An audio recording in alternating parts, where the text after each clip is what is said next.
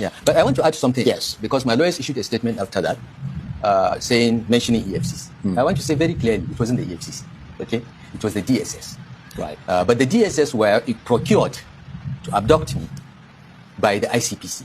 That has never communicated with me ever, okay? The EFCC had written to me while I was away to say that I would like to have a chat with you over certain issues. And I replied, my lawyers replied that, well, I'm not in the country, I'm on my annual vacation.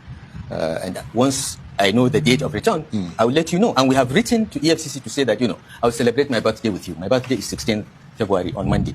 I will celebrate my birthday. I will come and see you at 10 a.m. on the 16th. So it wasn't the EFCC. But my lawyer thought it was the EFCC, but it was not. Subsequently, we found out that it was the ICPC that procured the DSS to abduct me and then hand over to them. And this is a modus operandi of the ICPC that increasingly has become a personal tool of Nuhu Ribadu. Nuhu made the call and made the order that I must be in custody yesterday. How do you know he made the call? He made the call because we listened to their calls. The government thinks that they're the only ones that listen to calls, but we also have our ways. He made the call, he gave the order. And so you tapped his phone calls, did you? Someone tapped his phone and told him. Because that technically is illegal. I know, but the government does it all the time. They listen to our calls all the time without a court order. But someone tapped his phone and told us that he gave the order. So, but the EFCC, I think, has shown itself to be more professional in this particular instance. And on Monday, by the grace of God, I'll go and see them. Yesterday, around 5 p.m., the ICPC finally did the right thing, not the DSS that tried to abduct me, by bringing a letter to my house to say, we want to see you on Friday the 13th. My lawyer wrote back to say, guys, my client is not an idle person that has no program. He's just waiting for a letter from anyone. We've received your letter. We will, now that you've written an invitation, you've had the courage to write an invitation, we'll honor the invitation. But on Monday, we are going to EFCC that has written before. So we'll go there. After the EFCC, we'll go to ICPC on Tuesday or Wednesday. I don't know what the lawyer has written, but this. So this is the current state of things as far as we. Afẹnujawaya ó pàpà fẹnujawaya bọ́n ti ẹ̀fẹ̀ mú tẹ́lẹ̀ wọn á mú kọ́mọ àbò ní ó sọ táìmù tán ń bọ̀ wá mú ni ní ó sọ táìmù fún ICPC. Wọ́n máa dúró de DSS gan tún dúró de báyìí nítorí NSA tó mẹ́nubà pé èèyàn kan táàpù kọ́ọ̀lù ẹ̀ pé ìjọba nìkan kan náà mọ̀ bá ṣe máa táàpù kọ́ọ̀lù wá sọ lórí national television wípé ẹ táàpù kọ́ọ̀lù NSA ìwọ ló máa ránṣẹ́ nìyẹn rálẹ̀ èèyàn kan ó sáré fẹ́ yí ó ti fẹnu kó bára rẹ̀ ó ti fẹnu kó bára rẹ̀ yóò sì jẹyàn rẹ̀ ń su. Mistake upon mistake tẹ́ ẹ bá dán tí Dèjì Adéyanjú sọ àṣírí rẹ̀ tó tú gbogbo àwọn tó náà arrest nígbà tó jẹ́ gómìnà láì lo wárántì ẹ wo yóò fẹnu ara rẹ̀ sọ̀rọ̀ bẹ́ẹ̀ náà ni àgbẹ̀ ọ̀rọ̀ lẹ́nu Àtíkù náà náà àkójọpọ̀ òròyìn àfipamọ́ síbi kan ni it's a hidden thing puzzle ni ẹ jẹ́ àtẹ̀wájú ẹ jẹ́ n kọ́kọ́ kí yín káàbọ̀ náà. Pẹ̀lú fọ́nrán àwọn agbésùmọ̀mí JNIM ní Burkina Faso. Allahu Akbar do wano waya de no diwete do wala no ngam ni ngam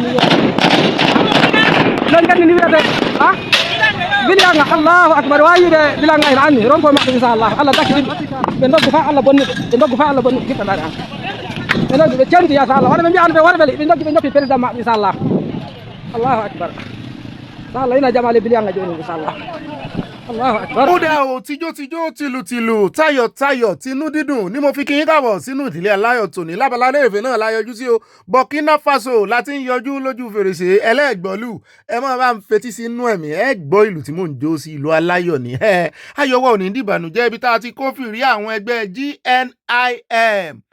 Ẹ ń béèrè pé àwọn ẹgbẹ́ wo ní ń jẹ bẹ́ẹ̀ pé ṣé ẹgbẹ́ ọlọ́lá ẹgbẹ́ olówó ni wọ́n àìrọ́ o kì í ṣe ẹgbẹ́ téèyàn ń join ẹgbẹ́ láabilélé ẹgbẹ́ apààyàn ẹgbẹ́ àwọn agbésùmọ̀mí ọ̀nà rinlẹ̀ tán halẹ̀ báyìí ní Burkina Faso wọ́n ń fojú Traoré wọ́n fi hàn màbo.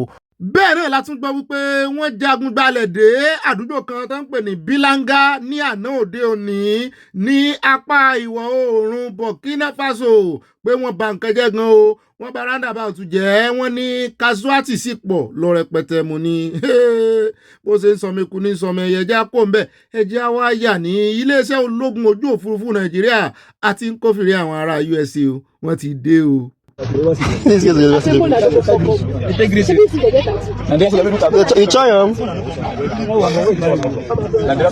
Ṣùgbọ́n gẹ́gẹ́ bí olórí ogun tí ò gbọ́dọ̀ kẹ́yìn ogun yẹn olórí ilé iṣẹ́ ogun ojú òfurufú wọn ní ẹ lè rí wọn lórí battlefield o wọ́n ní kíní lẹ́ẹ̀ tí mo rí wọn o intelligence room wọ́n náà máa fáwọn ní intelligence ní ọmọ Nàìjíríà tó wá ń sọ̀rọ̀ sí àwọn àmì tó ṣe fídíò wọn wípé kí ló dé tẹ̀ mọ́ túra yín síta bí ọmọ ọjọ́ mẹ́jọ inú ń bí àwọn kan bọ́n ṣe wá ń ló wá dífá fún ọ̀gbẹ́ni tẹ̀ ń wo ìgàlò ló wà lára àwọn tí inú ń bí o ṣùgbọ́n àwọn tó sọ̀rọ̀ sókè tó rẹpẹ́sẹ̀ntì wọn pàápàá jùlọ lórí ọ̀rọ̀ tí ìyáàfin ìyẹn first lady àǹtí Rẹ̀mí Tinubu tán sọ tán ní ẹ wá wo ohun tí àǹtí Rẹ̀mí yín sọ tó ní kán máa mọ̀ ju àdó olóró à ń bọ̀ lórí ìyẹn ẹ jẹ́ àkọ́kọ́ gbọ́rọ̀ lẹ́nu Garus Galolo àgbé kámẹ́rà wa àgbé jìnnà sí ni kó mọ̀ fọ́n tọ́ sí ó fẹ́ sọ̀rọ̀ lórí bí wọ́n ṣe àráàsì Ọ̀gbẹ́ni El-Rufai ó nínú òun ò dùn ó ní ayọ̀ òun ò kún mo ní bí ó ṣe máa rí lọ́nu.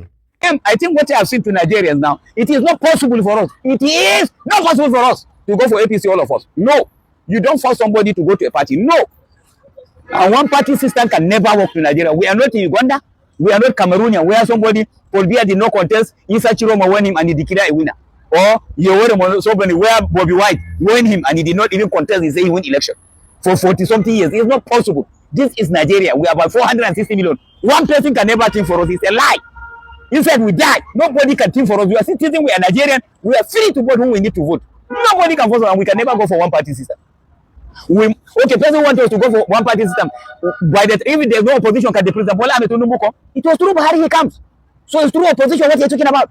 We are going for opposition. Nobody can hate us for opposition. If you like, jail Gololo. After jail, throw the king to a water. We will not go for one party system. Anybody, they arrest Malami, they arrest El-Rufai. Why they not arrest Fashola, who was 3 ministry, works and housing and power? He said they have finished Mambila and they don't even sweep the place. He was not arrested. The same federal government wanted to give pardon to a criminal. People who declare Odudua, they give him pardon. They arresting El-Rufai, arresting Malami. Look at Sunday Igboho there. They jail Nandi Kanu, life improvement. It's the same affair with Sunday Igboho. What are you talking about? No!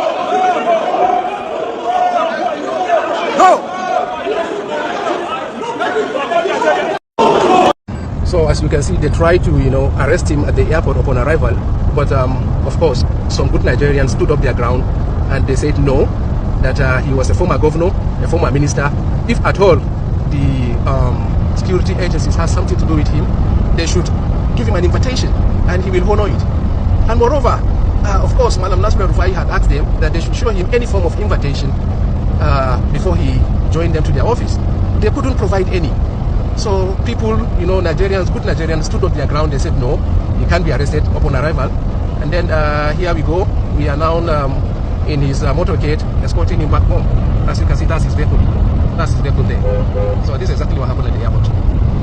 Okay, ẹ rò pé mo ti kúrò lórí ọ̀rọ̀ Galolo padà sórí ọ̀rọ̀ rẹ̀ tó tiẹ̀ ti mẹ́nu wá Sunday Igboho yẹn yóò gba ìsì ọ̀rọ̀ rẹ̀ àwa ìsọmọ lọlé lọ́gbé sí wa mo sì sọ fún yín lánàá mo ní láti gbà tí ọ̀rọ̀ ti ń bọ̀rọ̀ bọ̀ tán ọmọ Ìgbò ti ń pariwo wọ́n pa díẹ̀ wọ́n gbé sílẹ̀ díẹ̀ wọ́n pa díẹ̀ wọ́n gbé sílẹ̀ díẹ̀ ńgbò yá tí Isaac wá sọ̀rọ̀ báyìí gbogbo wọn ti wá ń pa láriwo rìlíìsì Sunday Igboho tẹ́ ẹ bá rí orí ẹ̀rọ ayélujára ní ìsìn wọ́n mọ̀ ń fẹ̀sùn kan Sunday Igboho wọ́n nítorí pé ó advice Nnamdi Kanu pé kó support Ààrẹ Olódùdẹ kí ni ìbá sọ tẹ́lẹ̀ àníṣe wọ́n máa fi orí la ògiri fún gbogbo ẹ̀yin mọ̀mọ́ ẹ̀yin bàbá tẹ́ ti send message sí mi lẹ́nu alẹ́ yìí wípé ẹ̀ẹ́dẹ́ àti sọ pé kẹ́ ẹ bá wa kìlọ̀ fún bàbá Sunday Igboho mọ̀ sí rárá wọlé yẹn tán ti dáríjì wọn kán mọ́ polongo ẹ̀ eléyìí tí gbogbo èèyàn lọ lé wọn tán polongo gbogbo ẹ̀ mo ní àti ní àjẹ́ndà báyẹn mọ́ bẹ̀rù ewé mo sọ fún pé ká ẹ mọ́ bẹ̀rù ẹ jẹ́ kí wọ́n fẹ́ lójú kákúkú pa láriwo síta báyìí kí gbogbo ayé mọ̀ tá a ṣe tí wọ́n ṣe ńlẹ̀ Ìgbò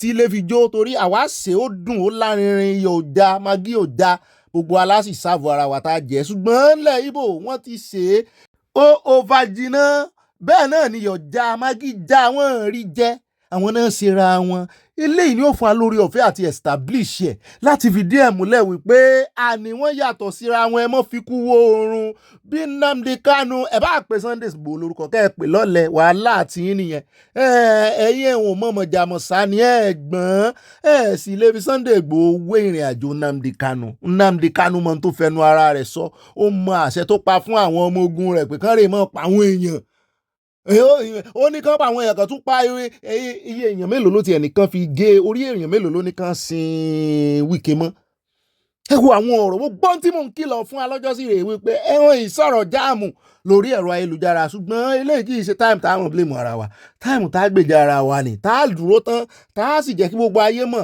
á wà challenge wọn ẹja challenge wọn báyìí kí wọ́n mú gbogbo ibi tí Sunday Igboho ti ní kán rè mọ́ pa ọlọ́pàá tàbí kán rè síta tó tàbí kí ibi tó ti kó ọmọ ogun jáde tó ń fi nǹkan ogun tó fẹ́ fi da Nàìjíríà rú tó ń fi hàn lórí agbágbé kán kó síta nítorí irú ọjọ́ òní la ṣe ń pàláriwo lọ́jọ́ yẹn wípé wọn ìfẹ́nu jagun lórí ẹ̀rọ ayélujára. mọ̀jàmọ́sálà máa kíkanjú lójú ogun béèyàn bá ń bá gọ́ọ̀mẹ̀ntì fà tó fẹ́ gbòmìnira wọn hàn ní túkùn lọ́rùn rẹ̀ ìwọ náà ò sì ní pèsè wọn lọ́wọ́ ò ní fi epo bẹtiró para torí wọ́n fẹ́ sun ọ́. ọ̀rọ̀ iṣẹ́ mẹ́kì mi nìyí ṣùgbọ́n àkótí tó tá a pàláriwo lẹ́nu wípé wọ́n kan advice kì í sọ̀rọ̀ gà lólò mo ti kúrò lórí ọ̀rọ̀ akálòlòyò tí ń fọ́tọ́ kiri àwa ti gbé kámẹ́rà kó òun wájú rẹ̀. àwọn ọmọ Ìgbò báyìí ẹnìkan bí mi lánàá ní kí làwọn ọmọ Ìgbò ṣe fún mi ṣé bẹ́ẹ̀ ti rí nítorí ọmọ Ìgbò ṣe báyìí ẹ ti rí wípé abatẹnijẹ́ ni án afẹ́ ajẹmọ́jẹ àyó kàkà kékú mọ̀ jẹ́sẹ̀sẹ̀ á fi ṣàwàdànù nígbà tí Sunday Igboho tó ń lálàsé ní Benin Republic tó wà ọdún mélòó ni bàbá fi wà nù àwọn bẹ̀rùn Kánú ń yan fandafanda ó sì ń pàṣẹ wípé kán síta tó mú kiri wọn tí ìmú ń gbà náà kò sọmọ Ìgbò tó sọ̀rọ̀ sí o nígbà tí Sunday Igboho ń fojú winá òkè kó tún wá jẹ̀yà yẹn tán ní Benin Republic kó tún padà wá jẹ̀mí bí ìka níyín aninilára níyín kí ni orúkọ wo mo lè pè wọ́n náà tó ju ìka lọ tó burú jù ká lọ táìmù àgbèjẹ ni tí a rèé ìdásílẹ̀ rẹ̀ ti dájú kàn náà àwọn náà láwọn bàbá àwọn náà láwọn onígbọ̀wọ̀ kán rè ṣẹ̀tọ̀ kán ní kọ́mọ wọn gbẹnu dákẹ́ wọn bá sì ti túkànú lẹ̀ kò yẹ ó fẹ́ gbá adájọ́ lójú. ẹ wá ní kí lọmọ Ìgbò sí. ẹjọ́ kó bẹ́ẹ̀ kò sí ní tọ́sí fún Sunday Igboho.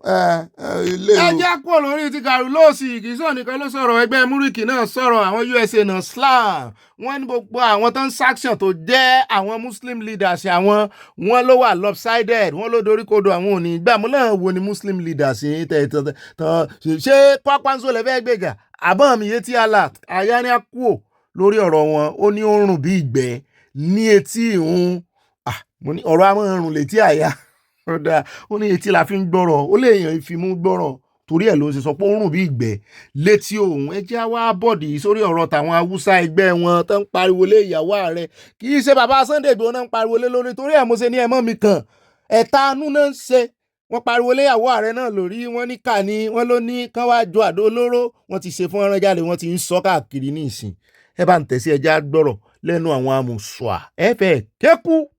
Recently, the wife of the president, the first lady of the country, was in America, and she was calling for more American strikes in the northern. She specifically stated northern part of the country. She didn't call for strikes in the southeastern part of the country that are suffering from the IPOB and sit at home and issues of separation. Agitations of separation. Do you think that it's fair to say that the North is a top priority when it comes to insecurity? The North is a top priority when it comes to insecurity, but it shouldn't be labeled as a crisis that is based on faith. Is there a Muslims chance that you are dying. misinterpreting the efforts as something that is targeting Muslims or North to destroy the region? Of course.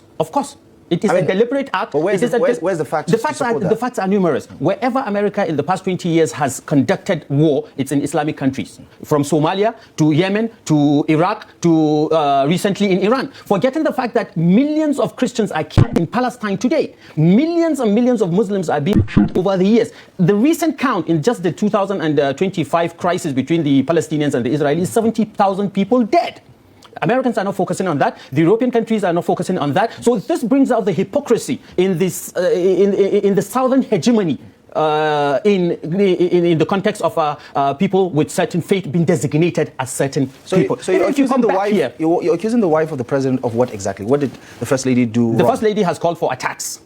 The American government, she did not mention terrorists. She did not mention terrorists. Quoting her word for word, she called for more strikes in the northern part of the country. That's quoting her word for word. And if you look at the narratives that are being sent out by certain media organizations in Nigeria here, you talk about Fulani herdsmen bandits. You don't talk about Igbo bandits. You label criminality and target to a certain faith or you target to a certain ethnicity is absolute profiling and it's condemnable. This is what we need to desist from doing. We should call a criminal a criminal.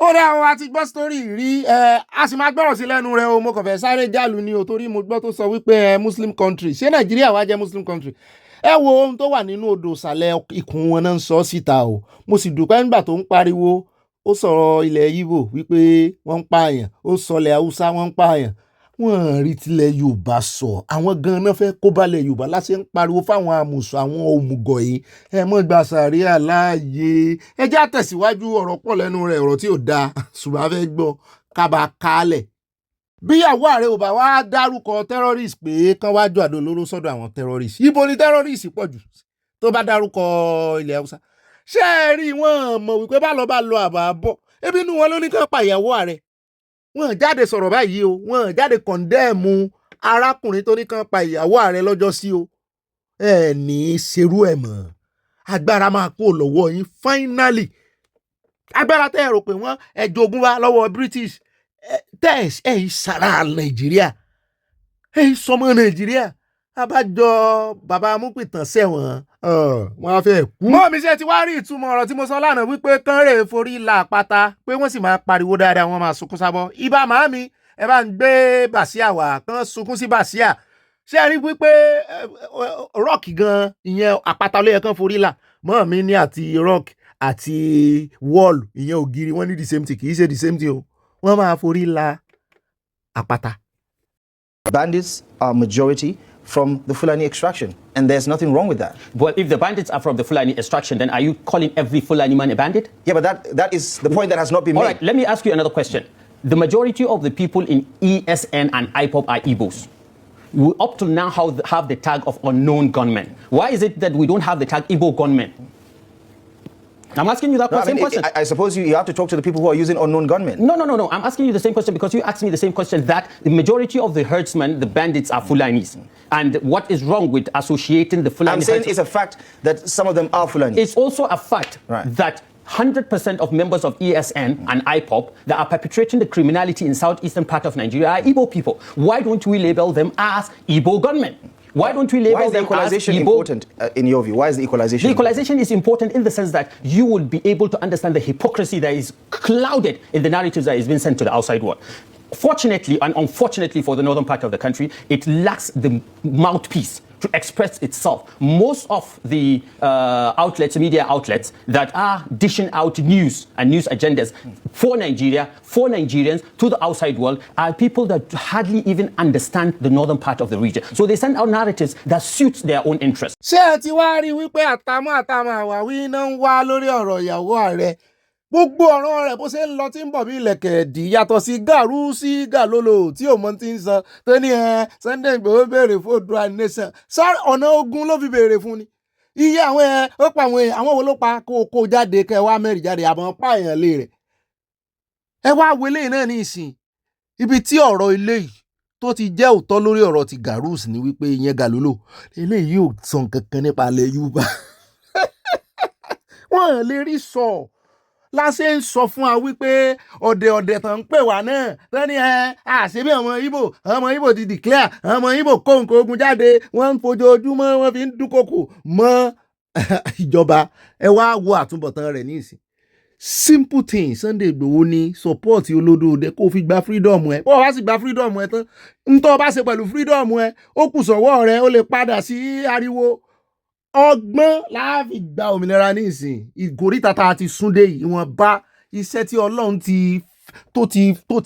tó ti jẹ́ àríṣe lórí èdè ìkòríta yìí ọgbọ́n ló kù ìjà ọgbọ́n mo ti sọ fún wa ìkòríta táwọn ọlọ́gbọ́n wa ni ó jà báyìí mi ò gbọ́n tèmi mi gan ẹ jẹ́ kó lórí ọ̀rọ̀ wọn ká mọ̀ gba táìmù ìtì ọ̀gẹ̀dẹ̀ ni kì í ṣe ń tà ń lọ àdàbẹ́ ṣùgbọ́n ẹ jẹ́ á tẹnumọ́ torí ànígbà kan rí ti Sunday Igboho sọ àwọn amùsùsìkà. ẹjọ́ sáré fi fọ́nrán ìròyìn arábìnrin kan náà jálẹ̀ o ẹni obìnrin bíi ẹgbẹ́ ẹ̀ náà ló wá dóòlà rẹ̀ wípé ó dá òun ò ní fílẹ̀ kó mọ̀ sí wèrèwèrè báyìí pé bóyá wọ́n ti lò ní bá mẹ́ni tó mọ̀ o ẹ̀jọ́ o wọ́n ní kẹ́ ẹ̀ tàwọn lólobó. Whereabouts, please reach out to me, send me a DM. I'll also drop my number. We need to find out where her parents are.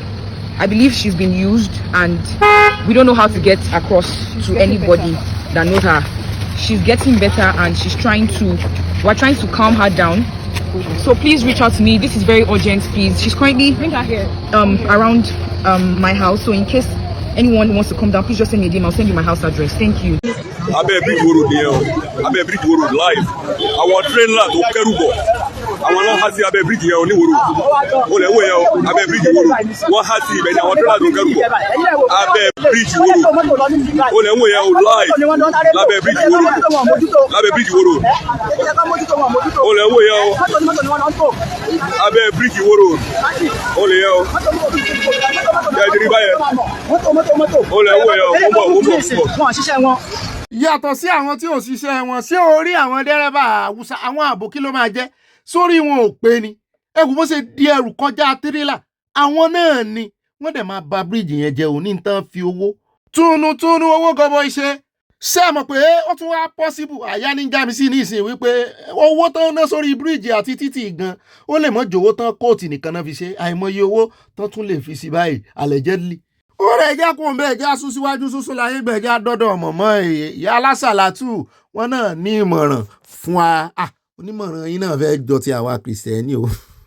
Ọlọ́run ni mò ń ṣe ibi tó dé ìgbà míì tí n bá fọ tọ́ílẹ̀tì mọ́sìkì wa tán báyìí mo máa ń síkì lẹ́ẹ̀kọ̀ọ̀kan níbi tí àwọn òórùn ìtọ̀ ṣùgbọ́n mo wò pé tọ́lọ́run ni mò ń ṣe àfi bí wọ́n ṣe pè wá mọ́sálásí pé ọ̀rọ̀ wà o ìmáàmù bá ní afẹ́yàn àwọn ìyá àdínní ní mọ́sálásí ọkàn mi ti balẹ̀ pé ta náà ló tún tọ́ sí ju èmi tí máa ń ṣe gbogbo ẹ̀ lọ ọkàn mi ti balẹ̀ pé mo kú tiẹ̀ lábúrò kan ní Saudi tí ó bá mi sẹ́ndì àbáyá tèmi ní owó níjọ́ tí n bá jẹ́ ìyá àdínní àfà àtàwọn ìmáàmù wọn bá ní orúkọ àwọn tó fẹ́ jẹ́ ìyá àdínní ni àwọn tó wà ní Oṣòdì tán ń taṣọ àtàwọn tó wà ní inú Ìdúmọ̀tà gbogbo àwọn alájà tó wà ń bẹ̀ tán máa ń wá sí mọ́sálásí wa làwọn fi jẹ ìyá àdínní kẹ́ẹ̀dẹ̀ máa wá wo ní mọ́sálásí àwọn táà ń sọ̀rọ̀ wọn yìí ẹ̀ẹ̀kọ̀ọ̀kan ọjọ́ Sunday nìkan ló máa wá sí mọ́sálásí tó bá wá ní pé kán ká Fátíà báyìí ẹlòmíì báyìí tàbátì àdá ni ọmọ ké láwọn àwọn sọkà alájà Fátíà àwọn ní ẹ kéèké ṣe tàbátì àdá níbi tí wọn mọ nǹkan kan dé. Mo wá béèrè lọ́wọ́ àwọn ìmáàmù pé sàlámà lè pín ẹ dákun èmi tó wá jẹ́ yí pé ẹ mọ̀ pé mi ni mo máa ṣe gbogbo iṣẹ́ mọ́sálásí ó yẹ kí lẹ wá fẹ́ fẹ́ mi jẹ gbàtẹ́ ní ìyá àdín ní òótọ́ sí mi wọ́n bá ní ó yẹ tọ́ sí mi náà àwọn ò fi mi jẹ ẹni tí ó mọ̀ gbé fíṣẹ̀bílì láì nínú mọ́sálásí tí ó mọ̀ gbé kóló tí ó mọ̀ gba owó fíṣẹ̀bílì láì ẹ dákun ẹ̀yẹn ṣé n tọ́ sáwà tálákà Ọlọ́run. Ẹ wo ohun tẹ́ rọra gbọ́ lẹ́nu mọ̀mọ́ ìwáàsí ńlá ni o bó ṣe wà líkì ló wà ní gbàǹjẹ́ ó wà nínú ṣọ́ọ̀ṣì náà o olówó láyé mọ̀ olówó láyé mọ̀ Olúwa tèmi dọ̀wọ́ rẹ̀ títí fọ̀nà mi má jẹ́ kí n lọ ló fún ẹja kò mẹ́ja dénú ṣọ́ọ̀ṣì. Showed on some of the they show watches I wear on social media. I don't buy them. Somebody gave me watches of $2 million.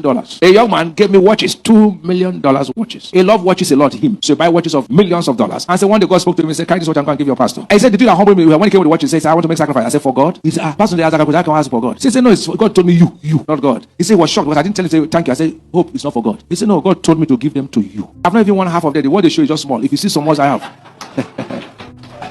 Those ones I show you, I wasted time. I have watches. This guy gave me watches, expensive watches. If they see those ones, they will just faint because I'm solving problem. Ṣé iná ń gbọ́ problem tí Ọlọ́run sọ́ọ̀fù àwọn èèyàn ló ń jèrè rẹ̀ Ọlọ́run ló ń sọ́ọ̀fù problem o through ẹ àwọn èèyàn ló ń jèrè rẹ̀ $2 million àbí mi ò gbọ́ ni ẹ̀yin mélòó lẹ believe ọ̀rọ̀ ẹ̀yin mélòó lẹ believe ẹ̀ 2 million ṣé àárín olódò rẹ̀ gan aago tá a rí lọ́wọ́ wọn lọ́jọ́ sí sówó $2 million àfikún wà ń bẹ. Ẹ wo ẹ jẹ́ kó ń bẹ̀ jàre àwọn ọ̀rọ̀ àlùfàǹsà ẹ jẹ́ àrójú títì níbi tí ìkànnà àwọn ọ́fíìsà àjọ NDLEA tó ti dá ìkànnà àwọn tírélà dúró mo ní ṣé bọ́n ṣe máa ń wọ́ oògùn olóró kiri rè sátú ti ń dúró sójú títì ni kí là ní rí báyìí NDLEA tó ti ń dúró sí títì wọ́n máa ń dúró sí títì mi ò mọ̀ o. So this boy is happy moving person. You don't church boy, you need anointing. Hold on, where? You understand? You like this normally, you know be. But they go to Benin. You like church boy, but If you first get stop. yes, sir. If you don't stop like this, I don't know where you should enter your. No, Maybe waiting. Get here. Ha. You got me. Jesus Christ. Even clothes I keep. Now they find. Hey. These people say they know they smoke. They smoke. You get waiting and another thing. They take something and this one. They smoke. See how? Okay. They smoke. What's in that? And dust.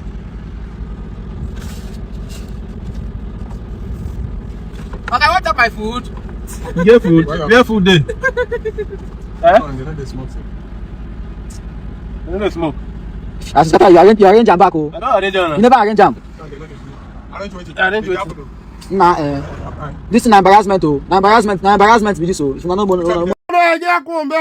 ọ̀rẹ́ mi Bright, my best policeman, no bá ṣẹ́wọ́ sí mi ó pè mí lórí aago wípé wá wo àwọn ọmọ ìwọ̀n ṣe é fẹ́jú fún o nípa oògùn olóró tún wá wo eléyìí NDLEA kọ́ ló mú àwọn làwọn mú eléyìí kan náà àwọn ọ́fíìsà àwọn ló mú wípé wá ohun tí ń tà sílíndà pópòpò wọ́n ní wọ́n ń pè ní laughing gas wọ́n ní táwọn ọmọ ìtún fà wọ́n á fi sínú bàálù tá a máa fi ṣe bàbá kérésì wọ́n nínú ẹ̀ náà ń fi sí tá ẹ bá ti rí wọn tán mú bàálù lọ́wọ́ tán fi straw sínú bàálù wọ́n ní ìfàkúfà tán fàrí wọ́n ní oògùn olóró ti fẹ́ bayé ọjọ́ ọ̀la Nàìjíríà jẹ́ mo ní àwọn ọjọ́ ọ̀la Nàìjíríà náà ìṣòro tó ń dojú kọ wọ́n pọ̀ ọ̀tọ̀ ní ti gọ́ọ̀mẹ̀ntì ọ̀tọ̀ ní tògùn olóró obìnrin solóso ibi kan náà jálẹ̀ yẹn wọ́n ti lò ó àṣàgbọ́lẹ́nu arábìnrin yẹn ọkùnrin náà rè yahoo lọ́pọ̀ ọjọ́ ọ̀la Nàìjíríà wà dá.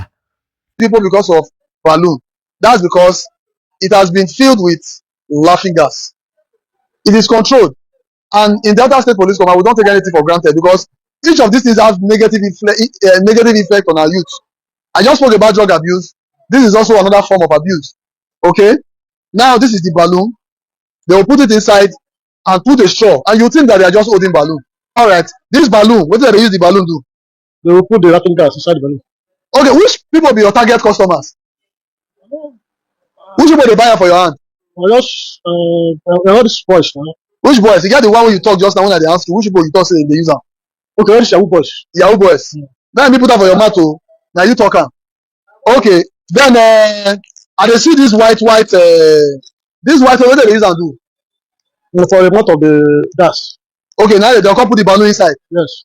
Okay, this one. You dey sell am cylinder by cylinder or you dey pop am for the balloon sell give them? By cylinder by cylinder. If you dey sell am by cylinder, how come you dey sell the balloon? Or you dey sell am balloon and cylinder? Jesus Christ. One of these is 70,000. How many of these dey enter balloon? How many balloon this one fit contain? Just 3. 3 balloons, 70,000 don go. Okay, oh. Well, I'm not trying to make fun, I'm trying to pass a message. Ó Bright àtúbọ̀tán rẹ̀ ó dáa yóò sì sunwọ̀n ara àwọn ọlọ́pàá gidi rẹ̀ ti gbọ́n táwọn ọmọ yìí ṣe. Ó rẹ̀ jẹ́ kó omi ẹja sáré yà ń tààrà bá o níbi tí ọwọ́ àwọn ọmọ ológun tán ti ba arákùnrin kan tó ń transport nǹkan ogun lọ fún àwọn ISWAP àtàwọn Boko Haram ó di àmọ́ra sínú mọ́tò ó dì í sí àárín àwọn panel mọ́tò kò mọ̀ pé wọ́n máa mú òun wọ́n so mọ́lẹ̀ lápá kan bẹ̀rùn ẹ rojú rẹ̀ ní ìsìn. Zan ɗauko maka baka da kesh. A ɗaura angulu kawai. Shirin albasiri. Tsohon banza tsohon dan kutumar uba mu maka shege. Yeah, this is na former 93. This one na new 93. This one na new 93. Just start the work. Àwọn rí bá ṣe sọ́mọ́lẹ̀ bí ẹran tó yánu wọn làwọn pa èmi ò rò pé wọ́n á mú dé ọ̀dọ̀ àwọn kìnnìkan tó ẹ̀wọ̀n tán bá lọ́wọ́ rẹ̀ ẹ wò bó ṣe sọ́mọ́lẹ̀ bí ẹran mọ́bìnú pa ablọ́ ẹ̀ ni o. Wọ́n làwọn pa wọ́n ní bàtàlíọ̀n àwọn yàtọ̀ sí tàwọn ti tẹ́lẹ̀ wọ́n lè pa àwọn ti tẹ́lẹ̀ ń pakúpa o àwọn táwọn wà ń bẹ ní ìsìn wọ́n láwọn ò gba àwọn ò gbójúbọ̀rọ̀ àwọn ò gbàgbó wọ́n bá sọ Haúsá gbọ́ ẹ̀yin tẹ́ gbá Haúsá dà mọ́ọ̀mí Abubakar mọ́ọ̀mí Solomon mọ́ọ̀mí Adébáyọ̀ tẹ́ gbá Haúsá mo rí tán bá sọ̀rọ̀ wọn bí ibo ló ti wọ́n ní Jos wọ́n lè lò nígbà ó ní gúdú mílíọ̀n kí ni gúdú ṣàgbọ̀ gúdú mílíọ̀n gúdú. Kudi ne kauce da shi nawa yanzu na za ka yi yanzu Jos kai kuma kai goya haka kai musulmi ne kudi nawa ka kai miliyan 4 ka je ka sai wannan ai na ka kai musu wani gari wannan garin wani gari ukari a ukari ka siya miliyan 4 kai nawa ne naka rabon a ukari ka je ka siya za ka kai Jos za ka yi masu waya Jos wani mai gidan Aliyu aina ke yana Jos shi waye ne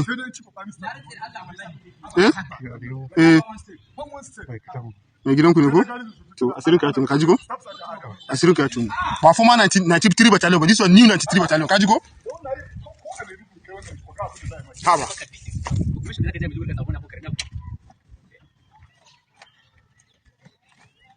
That's how we roll.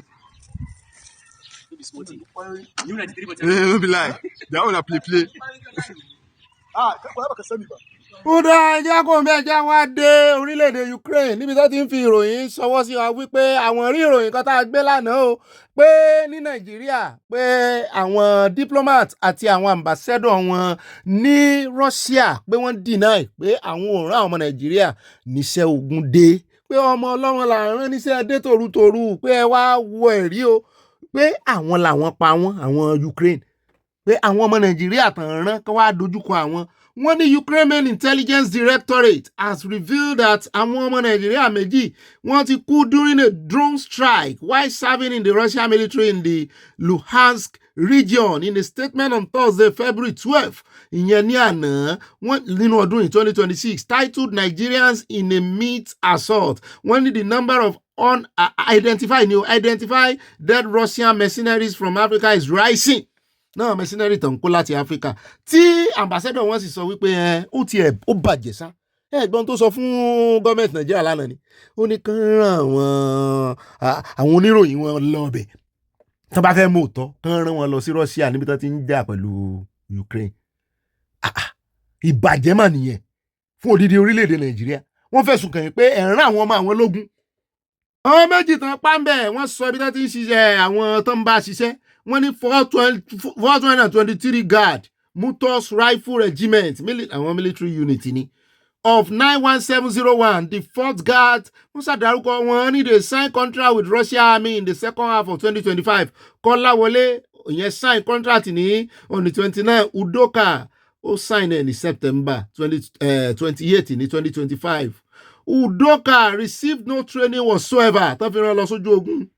Ìkà làwọn ará bíi àwọn Chinese ń ṣe tiwọn, àwọn ń jíkùsà wà, wọ́n ń ṣe cyber crime, àwọn ti Russia náà, àwọn ọmọ iná ń táwọ́ gan. Musa ń wò náà pé láti jọ́ ìtí àwọn ológun ti gbàjọba ní Burkina Faso kò sí yàtọ̀.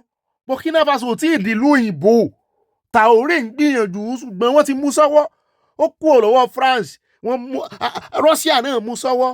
Nǹkan àmọ́ ní Russia dá wọ́n dá náà ń dọ́gbọ́n kó àwọn mercenary l'Africa tán fún wọn ní training. Mo rí kan n kò mọ̀ bóyá ọmọ Nàìjíríà nìyẹn tẹ́ bá rí irin ńlá tán dì mọ́ láyà wọ́n ní àdó olóró ni wọ́n fẹ́ lọ fi ṣe àwọn onítọ́mọ bọ́sàárín èèyàn tán ti máa di àdó olóró mọ́ra tán máa fi pààyàn. Wọ́n fẹ́ ràn bí ẹni pé ó máa káwọ́ sókè pé kó lọ sọ̀rẹ́ndà fún àwọn ológun Ukraine. Wọ́n ní mọ̀ pé kíní yẹn ti wà láàrin tó bá ti dé ọ̀dọ̀ wọn báyìí àwọn sì ti mọ́nítọ̀ ẹ̀ ọwọ́ wọn ní remote wà ó bá ti dáàrin wọn á kàn detonate ẹ̀ ni wọ́n fi ṣe ẹbọ àjírú ẹbọ àjídà. Ìkà làwọn ará bíi ìra wọn ò fẹ́ pòpòrò wà dénú.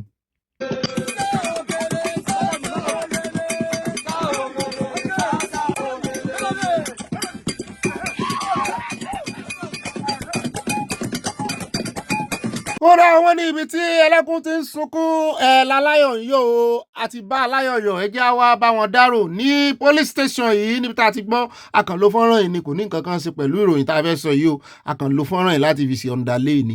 Wọ́n ní àwọn bandit ti pa DPO ní Mọ́gàjí village ní Rimi local government ní Katsina o. Wọ́n ní àwọn mẹ́ta míì wọ́n náà farapa yánnayànna. Wọ́n ní the police unit was responding to a distress SOS of bandits stealing cows when they got ambush. Wọ́n fi tàn wọ́n pé wọ́n ń jí màálù àwọn o.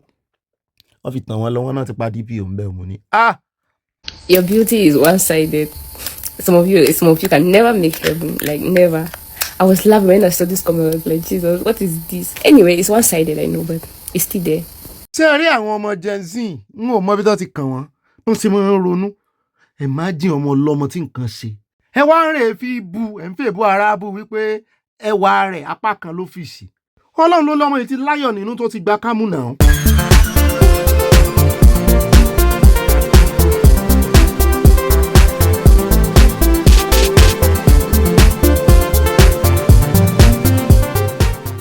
Ó yẹ ká dúpẹ́, ó yẹ ká dúpẹ́, ó yẹ ká dúpẹ́ o. ó yẹ ká dúpẹ́ ara ń sán atẹ́gùn fẹ́ ara ń sán o atẹ́gùn fẹ́ ìjì ń jà kò gbé wa lọ ó yẹ ká dúpẹ́ ó yẹ ká dúpẹ́ ó má yẹ ká dúpẹ́ o ó yẹ ká dúpẹ́ àmọ́ ló yẹ ká dúpẹ́ ara ń sán atẹ́gùn fẹ́ ìjì ń jà kò gbé wa lọ ó yẹ ká dúpẹ́ ajínigbé ń jà kò gbé wa lọ ó yẹ ká dúpẹ́ òre ìjì ń jà kò gbé wa lọ ó yẹ ká dúpẹ́ àìsàn ń jà kò rí wa gbé ó yẹ ká dúpẹ́ ìjì ń jà kò gbé wa lọ ó yẹ ká dúpẹ́ ajínigbé ń jà kò gbé wa lọ ó yẹ ká dúpẹ́ o ìjì ń jà kò gbé wa lọ ó yẹ ká dúpẹ́ ìjì ń jà kò gbé wa lọ ó yẹ ká dúpẹ́ òre ìjì ń jà kò gbé wa lọ ó yẹ ká dúpẹ́ ọpẹ́ làwa mọ̀ dáńbì expert ní a nínú ká dúpẹ́ lọ́wọ́ Ọlọ́run adúpẹ́ ọpẹ́ olóore àdáǹdà tán ọpẹ́ olóore gbogbo gbà torí ìdílé aláyọ̀ la wà ní tí múnú wa dùn tí máyọ̀ wa kún àwa náà sì ti mọ àṣírí kan tọ́lọ́ fi fún wa wípé di eléyìí mú mọ́jọ sọnù o mọ rírì rẹ o àṣírí náà ni wípé ojoojúmọ́ náà fi ń yin Ọlọ́run ojoojúmọ́ náà ń dúpẹ́ lọ́wọ́ Ọlọ́run ní òkè lọ́hùn kí ló wá sàwá náà táà ní darapọ̀ nú ẹ̀mí ọpẹ́ yìí náà ni orin ọpẹ́ yìí ni Akọwọlé mùsùlùmọ́pẹ́ yìí náà ń kọ́ níbi tẹ́ ẹ wà ìjì ń jà kò gbé wa lọ ó yẹ ká dúpẹ́ ìjì ń jà kò gbé wa lọ ó yẹ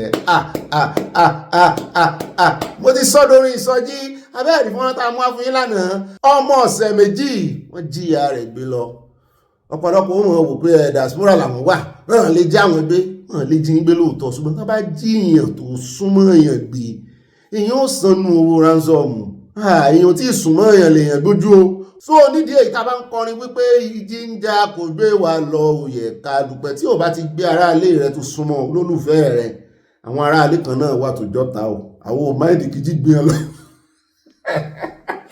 bẹ́ẹ̀ ni àwọn ọ̀tá àdílé ọ̀tá ilé bàbá ọ̀tá ilé mọ̀mọ̀ ọ̀tá ilé ẹbí ọ̀tá ilé ará àwa Yorùbá tètè sọjí religion náà ràn wá lọ́wọ́ o gbogbo nǹkan kọ́ ni a mọ̀ fi bú religion o ẹ̀sìn òṣè religion náà ràn wá lọ́wọ́ ṣùgbọ́n àṣejù rẹ̀ ni ò dáa torí ọ̀pọ̀lọpọ̀ ẹlòmíì báyìí gbogbo èèyàn ní í ṣe in fact ń fura sí ìyàwó rẹ̀ nílé ń fura sí ọmọ tó bí gan ogun ní jẹ́ bẹ́ẹ̀ yóò mọ̀ fura sólóore rẹ̀ ẹni tó fẹ́ sólóore tọ́lọ́run sí yóò tún mọ̀ fura sí níbi tó wà religious dé ogun ni o ó dá dúpẹ́ lọ́wọ́ Ọlọ́run o nítorí Ọlọ́run ló bá wa ṣe bá ti yọ̀lẹ́ sọ́lọ́run lọ́rùn yín náà rèé náà ní bá rìn gínigíní tí kúmíyàn ti kú rìn gínigíní tí kúmíyàn ti kú yọ̀yà rìn gínigíní mo fẹ́ rap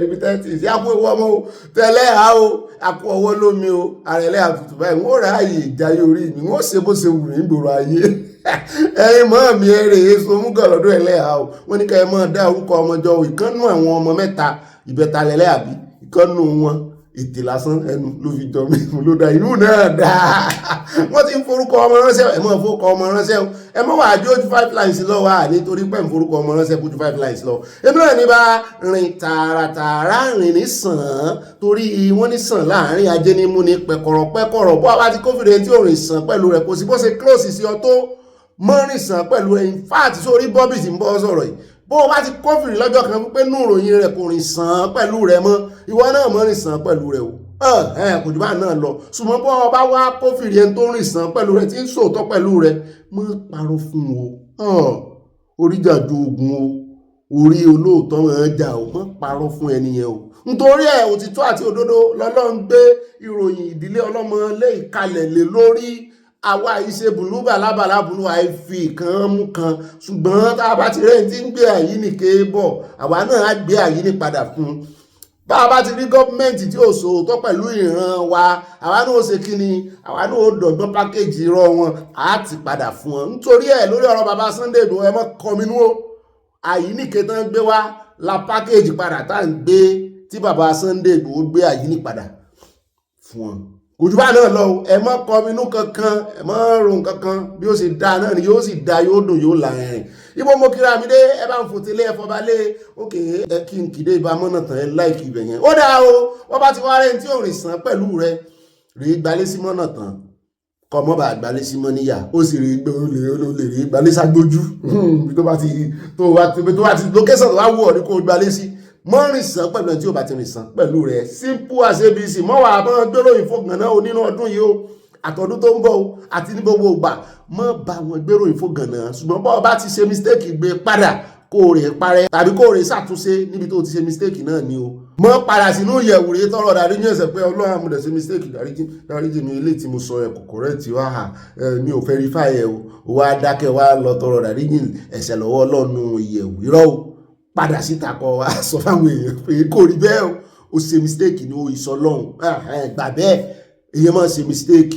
ó dáa ká mọ̀ra ìgbà táìmù ju ẹ bá ń fòtélé ẹ bá ń fọbalẹ̀ ẹ bá ń yan kó yanjú ibà kéde fóòdù àníṣàn fún Yorùbá nation káfàtà ìnílé ní jẹ́ ní abẹ lọ́wọ́ ẹ̀ àmọ́ wò bóyá ṣoṣo méjì kò gbọ́dọ̀ jà kò gbọ́dọ̀ fojú kojú àwò bóyá Ṣèyí Mákindé gómìnà wọn ní Ọ̀yọ́ bóyá yóò fi ọba jẹ ta ìjọba kọ́ yóò jọba baálẹ̀ àgọ́ ọjà wọn ni yóò jọba ta ìjọba kọ́ yóò jọba wọn láwọn Ọ̀yọ́ Mèsì wọn ó jọba ta ìjọba kọ́ wọn ó jọba ẹ mọ̀ jẹ́ àṣẹ àbòsí pàlànà dà ó ṣé ní tí bọ̀dà sí ìfẹ́ ṣe sóbòfin mu só bá tradition mu sáwọn Ọ̀yọ́ Mèsì àmọ́ ìjọba dáa àmọ́ ohun tí ó ṣẹlẹ̀ àfin lọ́pdéètì kí a tó parí ìròyìn. ó dá níbẹ̀ ẹja wọnú àkórí ìròyìn ẹja wọnú tọ́pìkì ibi tá a yà gbogbo bọ́sítọ̀ ibi tá a yà gbogbo eléyìí tẹ́ bá pàdé nínú Abala Lerefe ayọjú lójú fèrèsé ni ó ti dàfí ẹ̀yìn tègún fi sọ ẹja máa gbẹnu ọ̀nà wọlé alákọ̀ọ́kọ́ ń bẹ̀ lórí ọ̀rọ̀ ti El-Rufai á padà sínú yàrá El-Rufai níbi tá a ti kófìrí fọ́nrán kan ara ti kù nínú yàrá rẹ̀ nínú ìyẹ̀wù rẹ̀ àtàwọn kan náà àwọn kákọ̀sí rẹ̀ wọ́n ti péjọ lé lórí wípé lè mú ọ níṣẹ́jú àwọn anybody tó bá fẹ́ arrest rẹ̀ wọ́n jọ arrest àwọn ni o wípé wọ́n fẹ́ gbẹ̀yìn ní lọ́ọ̀yà rẹ̀ náà sọ̀rọ̀ gbogbo update lórí ọ̀rọ̀ rẹ̀ àmúbọ̀ lónìí náà ni wọ́n ní kò bójú mu bí wọ́n ṣe fẹ́ mú wọ́n ti gba passport rẹ̀ o ìyẹn El-Rufai ṣùgbọ́n bàbá mi Òkèlá Adédọ̀tún ní ó ti ń ṣe tipẹ́ nígbà tó wà ní gómìnà wọ́n pa àwọn èèyàn àwọn kìrìsìtẹ́nì wọ́n pa wọ́n ní Kaduna mo ní à ń bọ̀ bẹ́ẹ̀ ara àwọn táwọn expect kí ìjọba Amẹ́ríkà kán dárúkọ gangan rèé àwọn gan ló yẹ kán fi léwájú kán tó máa fi orúkọ pápánṣó kán tó máa fi léwájú bàbá tí wàá kó ń bẹ́ tán á yà lọ́dọ̀ àwọn sẹ́nẹ́tọ̀ yín o wọ́n sì ń scrutinize àwọn mínísítà o eléyìí ìkànnì wọn tán scrutinize lánàá tó jágbe mọ́ ìkan nínú àwọn sẹ́nẹ́tọ̀ wípé why are you addressing me like that I'm a distinguished Nigeria ìyẹn náà dá padà fún oníwọ̀ sẹ́nẹ́tọ̀ ọlọ́sẹ̀ méjì àbóṣù méjì òpóṣù méjì oníwọ̀ lẹ́spíríẹ́nsì tó ń pera rẹ̀ wípé we are the same thing lọ́rọ̀ kan òun náà ti lọ ganu sí máìkì ó ti lọ ṣe media chat bíi ti Wike mo ní ìyẹn David Umahi náà ó ní bẹ́ẹ̀ ni òun náà ló ń fẹ́ sọ̀rọ̀ gbogbo ọ̀rọ̀ tán gbàùn láì kó ń sọ níwájú àwọn senate pé òun fẹ́ sọ fún ọmọ Nàìjíríà pé mo bá rí pò mẹ́hẹ kán rèé ṣe test fún gbogbo àwọn títì tó ń ṣe gẹ́gẹ́ bí minister of works èyí tí ò bá dá ń bẹ̀ kán wá sọ fóun pàápàá jùlọ ti Kano pé bí ò bá dá òun ṣetán lójú kámẹ́rà báyìí lòun ó ti kọ ìwé resignation tóun ó fi ìwé lé òun ó jáwèé lé àmọ́ òun ti lómi kójò tó rọ olówó làwọn ní ó dáa àmúbà fún yín press media chat tó ṣe bàbá tí wàá kó ń bẹ̀ tán àgbẹ̀yìndélé ẹjọ́ níbi tá a ti ń gbọ́ tán sọ wípé ìkan nínú títí ẹ̀ ṣèkan nù wọ́n ní George adájọ́ gangan tó jẹ́ pé òun gangan ló wà nídìí ẹjọ́ Malami wọ́n ló ti rescue ara rẹ̀ wọ́n níbo ló rescue ara rẹ̀ lọ́ta nílé nígbà tí ìṣèpé wọ́n jí gbé ṣébí tán bá jíyàn gbé lọ́mọ rescue wọn mo ní kò tí ẹ̀jẹ̀ kéèyàn kankan rescue rẹ̀ fúnra ara rẹ̀ ló rescue ara rẹ̀ kí ló ṣẹlẹ̀ mo ní wọn jí gbé oṣù tó rescue ara rẹ̀ lọ́wọ́ ara rẹ̀ ó lóun ò lè ṣe ẹjọ́ yìí kí ló dé kí ni reason ṣé Malami ti sí ọ lóore rí ni à ń bọ̀ ń bẹ́ àjọfẹ́ lójú ìròyìn yẹn ò pọ̀ púpọ̀ ṣùgbọ́n àfẹ́ lójú afẹ́ mọ ìdí tó ṣe rescue ara rẹ̀ bàbá tí wàá kó ń bẹ̀ tán á tún padà sọ́dọ̀ sí ọmọlẹ̀ nítorí ṣàdédé la rí INEC chairman mo ní àwọn Fúlàní ti ń pariwo páwọn ò fẹ́ amúpìtàn ẹ tún gba amúpìtàn láàyè kan gbé kìnìún wọn ní ti tomorrow wọn náà ní INEC chairman wọn náà gbé bọ́jẹ́ẹ̀tì wà ní bọ́jẹ́ẹ̀tì wọn mọ̀ fẹ́ wọ 1 trillion nínú bọ́jẹ́ẹ̀tì náà bá náà fẹ́ mọ́ kọ́ ilé ìwòsàn nínú bọ́jẹ́ẹ̀tì ṣé ilé ìwòsàn náà ní kẹ́ wá ṣe ni ṣé dókítà ni professor ṣé bọ́rọ̀ ètò ìbò náà ní kẹ́ wá mójútó èwo ní tí ẹ fẹ́ máa kọ́ àrágbá yamuyamu ilé ìwòsàn nínú bọ́jẹ́ẹ̀tì ẹ fi yẹn lẹ̀ fáwọn Ministry of Health àṣẹ tí mò ń rò náà ni ò sí ọmọ ilẹ̀ ń rò méjì náà fẹ́ kọ́ l'Àbújá ṣùgbọ́n ní location míì wọn kọ́ hòtẹ́ẹ̀lì wọn kọ́ hospital fún wọn wá wò pé tí kan nú yín tó jọmọ iléeṣẹ́ INEC tó bá síkì ní Ondo State wọ́n ṣe gbọ́dọ̀ kọ́kọ́ gbé dé Àbújá lè fẹ́ kọ́ odidi hospital ńláńlá méjì tí ì sí ìṣòwò kékeré sẹ́yìn jẹ́ ministry elétò ìlera ni àti pípé kí ló bá bọ́jẹ̀tì yín dé tó fẹ́ wọ 1 trillion sẹ́yìn nìkan náà dá ayé fún ni nínú Nàìjíríà 1 trillion kí lẹ́ ń kà àbọ̀ bẹ́ẹ̀ á mú fọ́nrán rẹ̀ wá bàbá tí wàá kó ń bẹ̀ tán á wà dé ìlú kan tó ń pè ní ìlú Abo àbí ìlú Abu ni wọ́n ní Ondo State ló wà wọ́n ní wọ́n jí àwọn èèyàn kan gbé lọ lẹ́nu ọjọ́ mẹ́ta yìí làwọn èèyàn bá kígbe wọ́n pariwo wọ́n kẹ́gbẹ̀jáde síta wọ́n lọ́wọ́ ti tẹ àwọn mẹ́rin kan àbọ̀ bẹ́ẹ̀ àwọn afurasí ọ̀daràn àádọ́ yín débẹ̀ lónìí náà ni kò ní dọ́là o lórí ọ̀rọ̀ ti Kwakwanso ọ̀nà Kwakwanso ariwo pọ̀ lórí rẹ̀ o wọ́n èèyàn jáde wọ́n ní wọ́n sì mistake kí ìjọba Amẹ́ríkà tún ọ̀rọ̀ ìgbéyẹ̀wò àwọn kan ti ẹni sọ wọ́n nítorí pé Kwakwanso sọ̀rọ̀ lọ́jọ́ sí nígbà tí wọ́n fi Nàìjíríà sí kàtígórì country of particular concern wọ́n lóun àti Rilimori lórí ẹ̀rọ ayélujára X wọ́n náà ta ohun síra wọn ní ṣé torí ẹ̀wà ni Rilimori ó ṣe wá forúkọ rẹ̀ sí wọ́n ló ń jọ bẹ́ẹ̀ o wọ́n ní kọ́mọ̀ fi ọ̀rọ̀ isi ẹ̀ tanú o wọ́n ní bíìlì tán sí propose wọ́n ní àwọn èèyàn wọn ló wà ń di ẹ̀ wọ́n ní ó ṣeé ṣe tán bá gbé délé ìgbìmọ̀ asòfin kó wá sí ìmúṣẹ wọ́n ní bínú wá ṣe wá dùn tó wípé ọwọ́ àwọn Fúlàní militia àwọn Fúlàní herdsmen àtàwọn Miyetti alàtàn dárúkọ tán fi sínú kínní wọ́n ní bínú wá ṣe dùn tó pé ìyún dá wọ́n ní ṣùgbọ́n ti Kwakwanso wọ́n ní kán wá àwọn orúkọ míì o kán má fi ọ̀rọ̀ ìsì ẹ̀tanú o kò ní ó dá o á jíṣẹ́ fún wọn bẹ́ẹ̀ náà làwọn Fúlàní kan pariwo wọ́n ní ọ̀rọ̀ pé wọ́n ń sáàkì àwọn Miyetti alà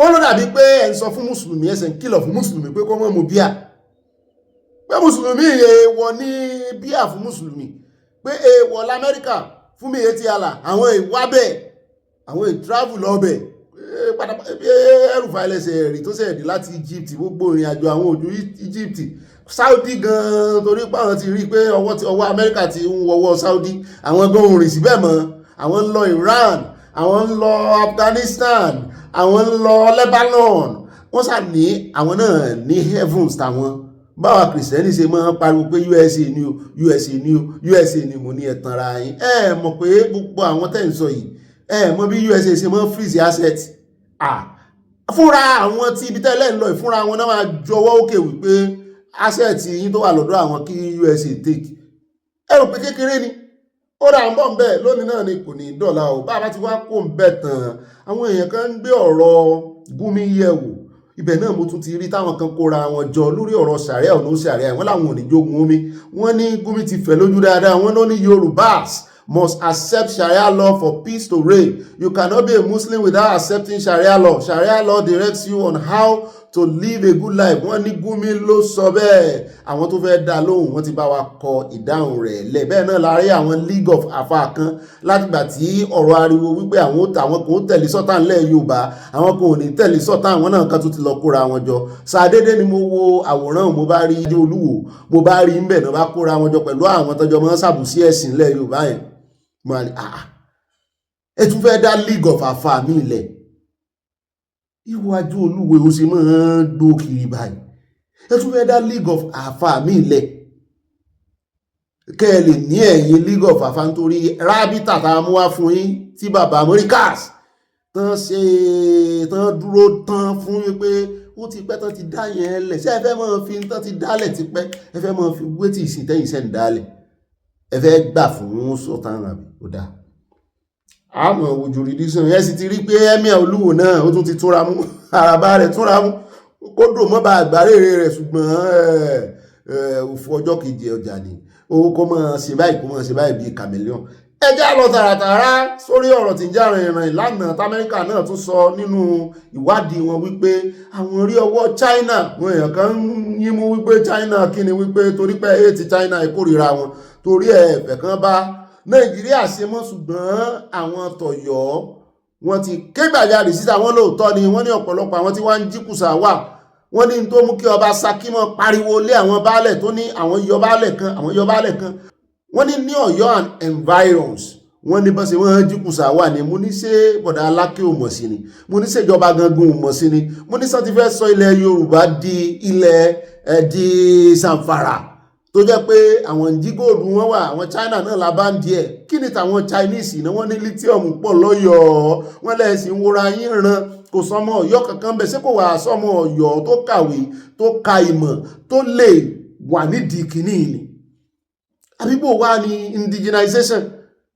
ọmọ Ọ̀yọ́ ilẹ̀ nílẹ̀ yìí kò wà sọmọ Ọ̀yọ́ gbogbo university Ọ̀yọ́ náà University of Ibadan the best university wọ́n ní mọ́dàjà alẹ́ o OAU wà ń bẹ̀ UNILAG wà ń bẹ̀ ṣé kò wà sí kankan nú àwọn tó lọ school tó ṣe geology tó rè lọ àbọ́mọ Yorùbá gan lápapọ̀ tó fi wá jẹ́ Chinese nímọ̀ ẹ̀rọ àka engineering ti wà débẹ̀ wọ́n ní kì í wá ṣe ọ̀rọ̀ àlùmọ́ọ́nì nìkan wọ́n ní kì í ṣe nǹkan àlùmọ́ọ́nì nìkan náà ń jí wà wọ́n ní wọ́n tún ń ṣe cyber crime Nàìjíríà tó sì jẹ́ wípé IP address Nàìjíríà náà ń lò wọ́n ní ọwọ́ wá bá àwọn méjì kan o wọ́n ní wọ́n rán wọn lẹ́wọ̀n gidi nínú Nàìjíríà ní wọn repatriate wọn o wọ́n ní ilé ẹjọ́ lẹ́kọ̀ọ́ ti sọ àwọn ilẹ̀ China méjì sẹ́wọ̀n fún jìbìtì orí ayélujára àjò ilé bẹ̀ lónìí náà ni kò ní dọ́là àwa ti bẹ̀ bọ́dì sí Kogi níbi tá a ti gbọ́tọ̀ sọ pé wọ́n ti ṣòfin tuntun báyìí o pé ṣọ́ọ̀ṣì kì ṣọ́ọ̀ṣì tó bá ṣe ìsìn kọjá aago 4 ìrọ̀lẹ́ yóò fojú wọn náà òfin ìjọba Kogi kìlọ̀ nítorí ìkọlù agbébọn o bẹ́ẹ̀ náà ni àwa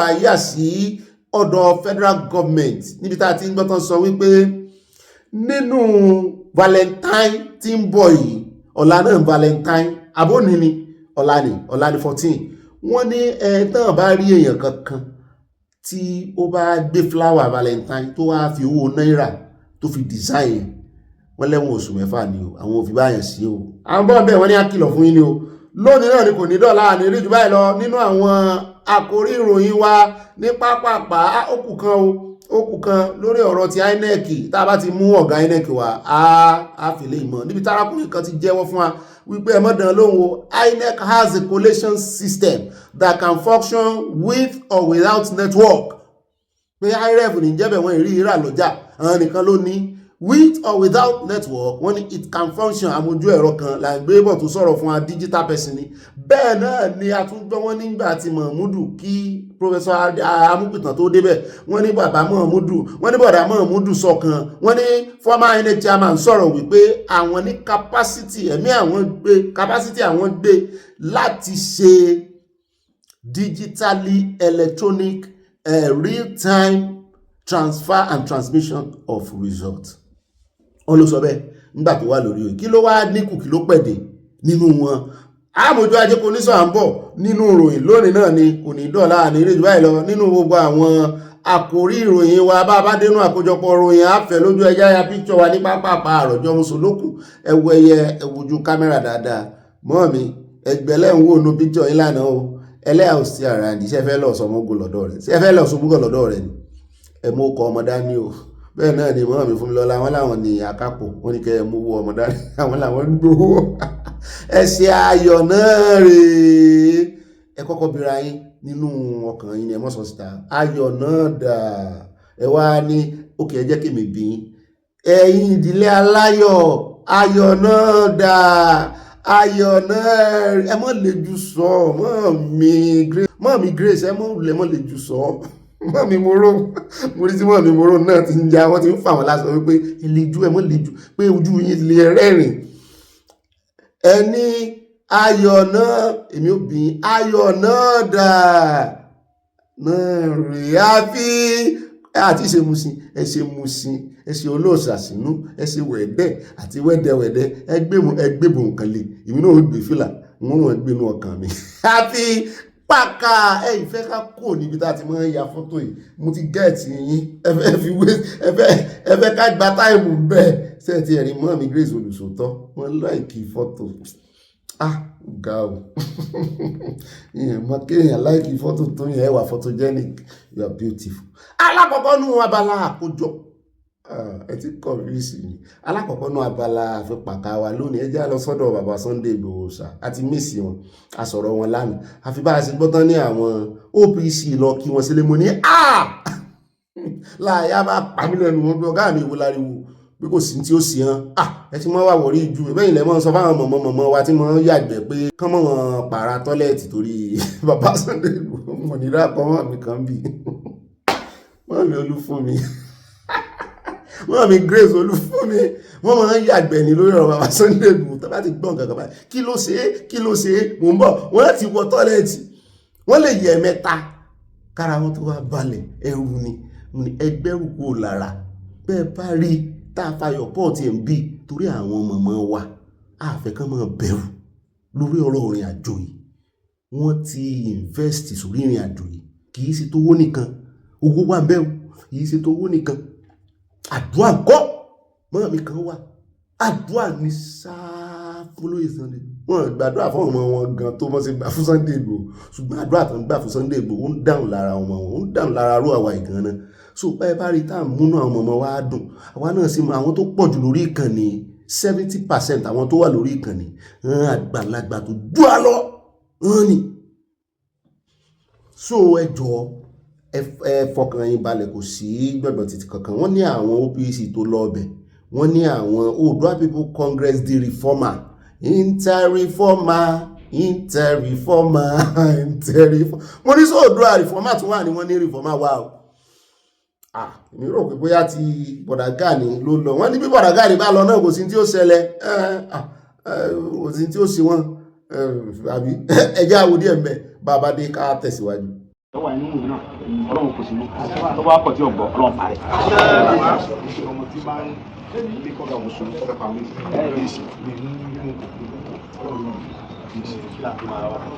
orí tọ́kàn mi kọ̀ọ̀kan orí tọ́kàn mi kọ̀ọ̀kan bàbá orí tọ́kàn bàbá kọ̀ọ̀kan mi orí òwúrọ̀ kan lóra kí láàmú lọ́ra ọba tó níwájú wọn sì ga fún yẹn kò sì pé dédé ọmọ kan mọ́mọ́ tó kọ́ yẹn àgẹ́ ní ọba oníkàdàrà òkú dédé tó bá ṣe fún táyé wò ó sì fún ẹ̀ àwọn bàbá tó wá lágbára wọn ní nǹkan tó ń gùn nǹkan ọmọ alákà ni wọn lọ àwọn táwọn ní nǹkan tó wọn dá ìfẹ́ lọ́dọ̀ sí ó sì wọ́n sì ṣe tó wá ń bí nínú Ọlọ́run tó máa ń bínú pọ̀lẹ́ wà nígbà nígbà tí ìyọ̀ mọ́ tọ́lọ̀ ìṣẹ́lẹ̀ sùn máa bínú ní ìsìn sùn ó lè kọ́ yóò sùn orí pé lẹ́wùn tọ́lọ́run iṣẹ́ tọ́lọ́run fẹ́ràn yín yàtọ̀ sí tẹ̀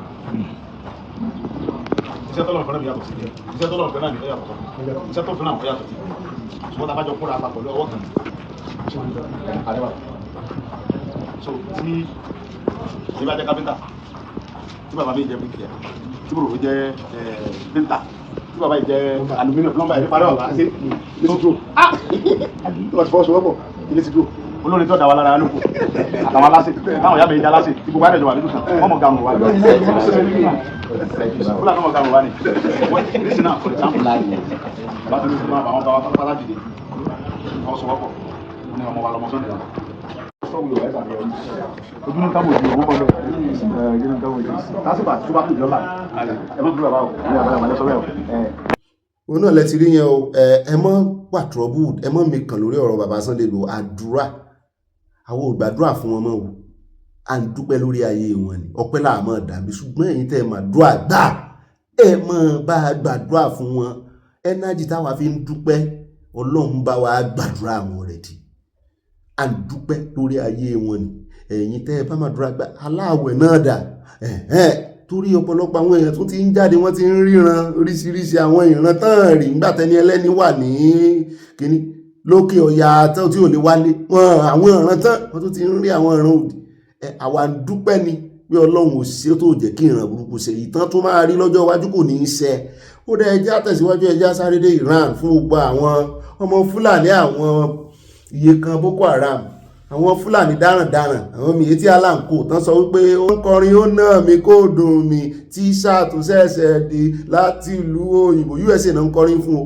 àwọn òwàsí Amẹ́ríkà yìí bó lẹ́sẹ̀ fẹ́ sanction bó lẹ́sẹ̀ fẹ́ gbẹ́sẹ̀ lé àwọn dúkìá àwọn tẹ́lẹ̀ fẹ́ freeze àtòwò àwọn ní báńkì ibi táwọn ń lọ rè Iran wà níbi inú ibi táwọn ń lọ àbí bá a ṣe gbé wọn ní Iran ẹ mọ̀ kí protest kan ṣẹlẹ̀ àràgbá yamuyamu protest táwọn èèyàn ya síta mo gbọ́ pé ó sì ń lọ gan lọ́wọ́lọ́wọ́ wọ́n pa àwọn èèyàn díẹ̀díẹ̀ wọ́n ní àwọn kan tí wọ́n wà lọ́sípítù bóyá tìbọn bá gọ́ọ̀mẹ̀ntì náà ló dojú ìjà kan o gọ́ọ̀mẹ̀ntì náà ló dojú ìjà kan o wọ́n ní wọ́n sì ń rí pa wọn sọ́sípítù Iran wọ́n náà lọ pa àwọn protesters ní hospital bed with patients tó sì ń pa wọ́n lórí, wọ́n sún fọ́ wọn, fi ìbọn fọ́ wọn lórí nígbà tí wọ́n wà wired sí machine, àwọn machine tó máa ń so kíní mọ́ wọn lára àwọn wọ́n ti yìnbọn lù wọ́n tẹ́lẹ̀ o, náà fi rọ́ wọn dìgbàdìgbà, ìmí ìbọn bá ń kùn, ìmí ìbọn bá níbi ẹgbẹ́ ibi títí ń mí,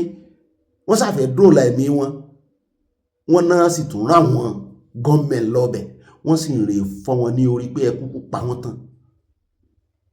Fọ́nrán wọn lẹ̀ ń wo àwọn mọ́tò lẹ̀ ìlú tí àwọn adé olúwo nǹkan tán mọ́ àwọn Palestine nǹkan tán mọ́ ṣe solidarity fún nìyẹn, táwọn mìíràn tí alámọ́ ṣe solidarity fún nìyẹn. Àbí ìṣe ìránì náà ní wọ́n ti fi caliphate joyè wọ́n ní òní olórí àwọn mùsùlùmí, àbí ìṣe ìránì àbí Palestine rádaràdà. Ẹjá tẹ̀síwájú jàre. Ẹjá wá sáré dé ibìkan tó ń pè ní Ìrà. Wọ́n ní Ọ̀yún local government ló wà ní Kwara state. Wọ́n náà tún kọ lẹ́tà mi. Bàbá Koiki Media ni mo ti ẹ̀kú fèrè tán gbérò ìyẹn mo bá ní wọ́n ìgbé àsàmàríkì olóyin gidi náà máa gbé. Ẹjẹ́ ń wò kí ló ṣẹlẹ̀ lèmi náà bá kà á náà bá ní wọ́n fẹ́ wá yabò wọn bẹ́ẹ̀. Wọ́n náà mọ̀ pé wọ́n ní Ọya o, pé wọ́n náà sin Ọya ń bẹ̀, pé wọ́n sì lágbára. Mo náà wo ló tún kọ lẹ́tà, ẹjẹ́ ń ka lẹ́tà kan náà kọ. Wọ́n ní NTA, mo ní NTA Nigeria Television Authority, àyà ní nkàdélẹ̀ pọ́n abbreviate ẹ̀ ní. Wọ́n náà tún ti ní association mi lábẹ́ àbúradà di ńdá. Wọ́n ní Sanufu the writer, Sanufu lẹ́n tó kọ òyìnbó ló ti ẹ̀kọ́, mo rò èèyàn kan ní ó bọ̀n kọ sáà Fúlàní ìmọ̀ ẹgbẹ́ ìwò. Wọ́n ní Nigeria Terrorist Association, this message is from Nigeria Terrorist Association.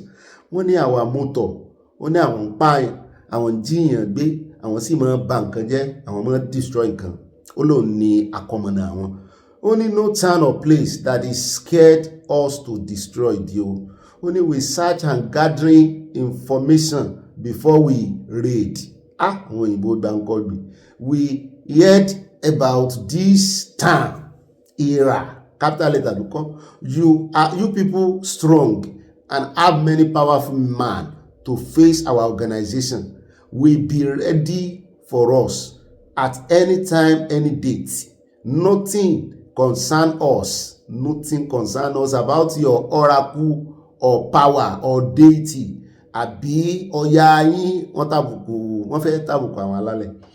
Wọ́n ní anytime àwọn ayélu wọn wọ́n ní kọ́mọ̀ fi ṣeré o, kọ́mọ̀ fi ṣeré o, ojúlàlá kan fi sọ̀rọ̀ o. Gbogbo lẹ́tà wọ́n ràn wọ́n ṣe kọ́tọ́jọ́ sí náà rí o.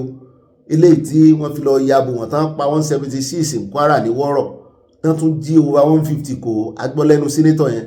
Irú lẹ́tà àwèrè tán kọ rí o. Haúsá náà kọ yẹn.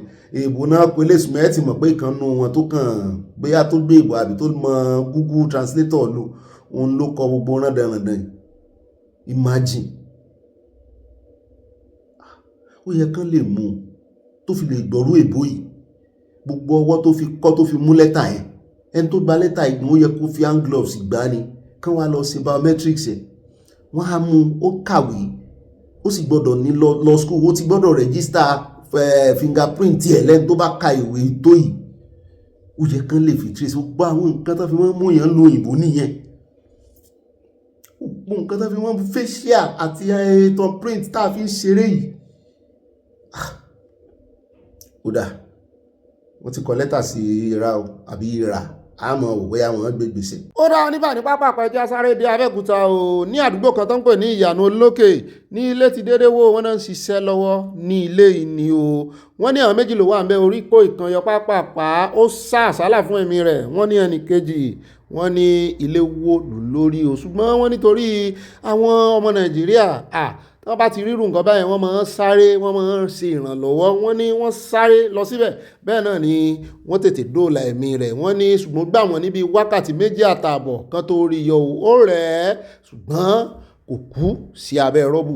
Wọ́n pápápá wọ́n sáré gbé lọ sílé ìwòsàn. Ẹ jẹ́ wá gbọ́rọ̀ lẹ́nu àwọn aláṣẹ ìpínlẹ̀ Ogun State. A mọ̀ bóyá material ni o, bóyá wọn tẹ̀lé òfin bọ́n ṣe ń kọ́lé lógùn state ni o, tó fi wá jẹ́ wípé ilé wó lé wọn lórí ilé tán kọ́ lọ́wọ́. The government has the rules and the laws, and definitely the laws will be followed.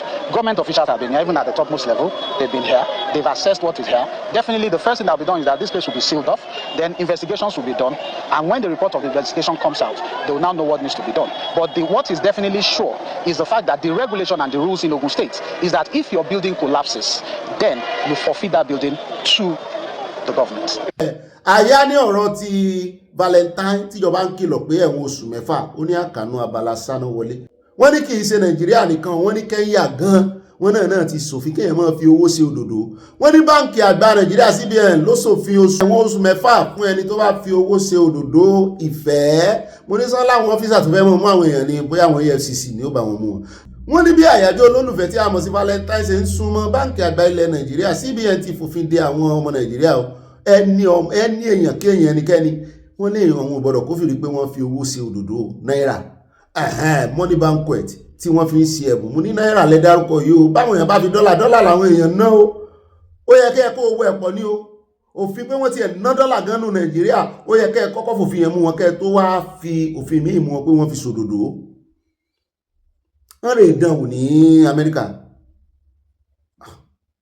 Wọ́n ní ìròyìn tó gba orí ayélujára lọ́jọ́bọ̀ náà ṣàlàyé pé ìjìyà tó wà fún àwọn tó bá tàbùkù owó náírà nípa níná lójú agbo náà ló wà fún ẹni tó bá fi owó sí òdòdó ìfẹ́ láti fi tọrẹ fún olólùfẹ́ rẹ̀. Bákan náà ni wọ́n fi kún pé fífi owó ṣe òdòdó ìfẹ́ túmọ̀ sí fífi àbùkù kan náírà.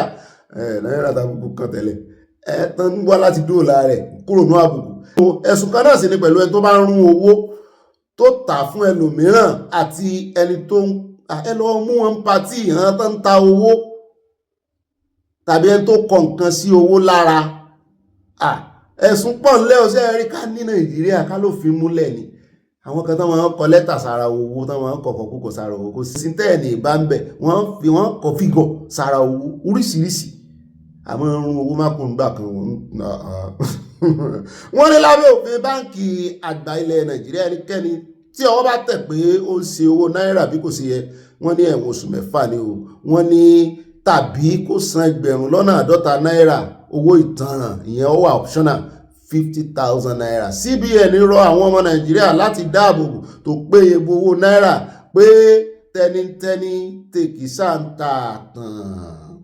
Ó dà ní rí bẹ́ẹ̀ lọ́nà abala ti Sanawole abala àfipàkà ní pápápá ẹjẹ́ àmọ́ wọnú abala tí wọ́n mọ̀ tẹ̀lé abala ẹ̀yin olólùfẹ́ wa abala comment section àrùjọ mùsùlùkùn àyà pápápá ni ó sì o.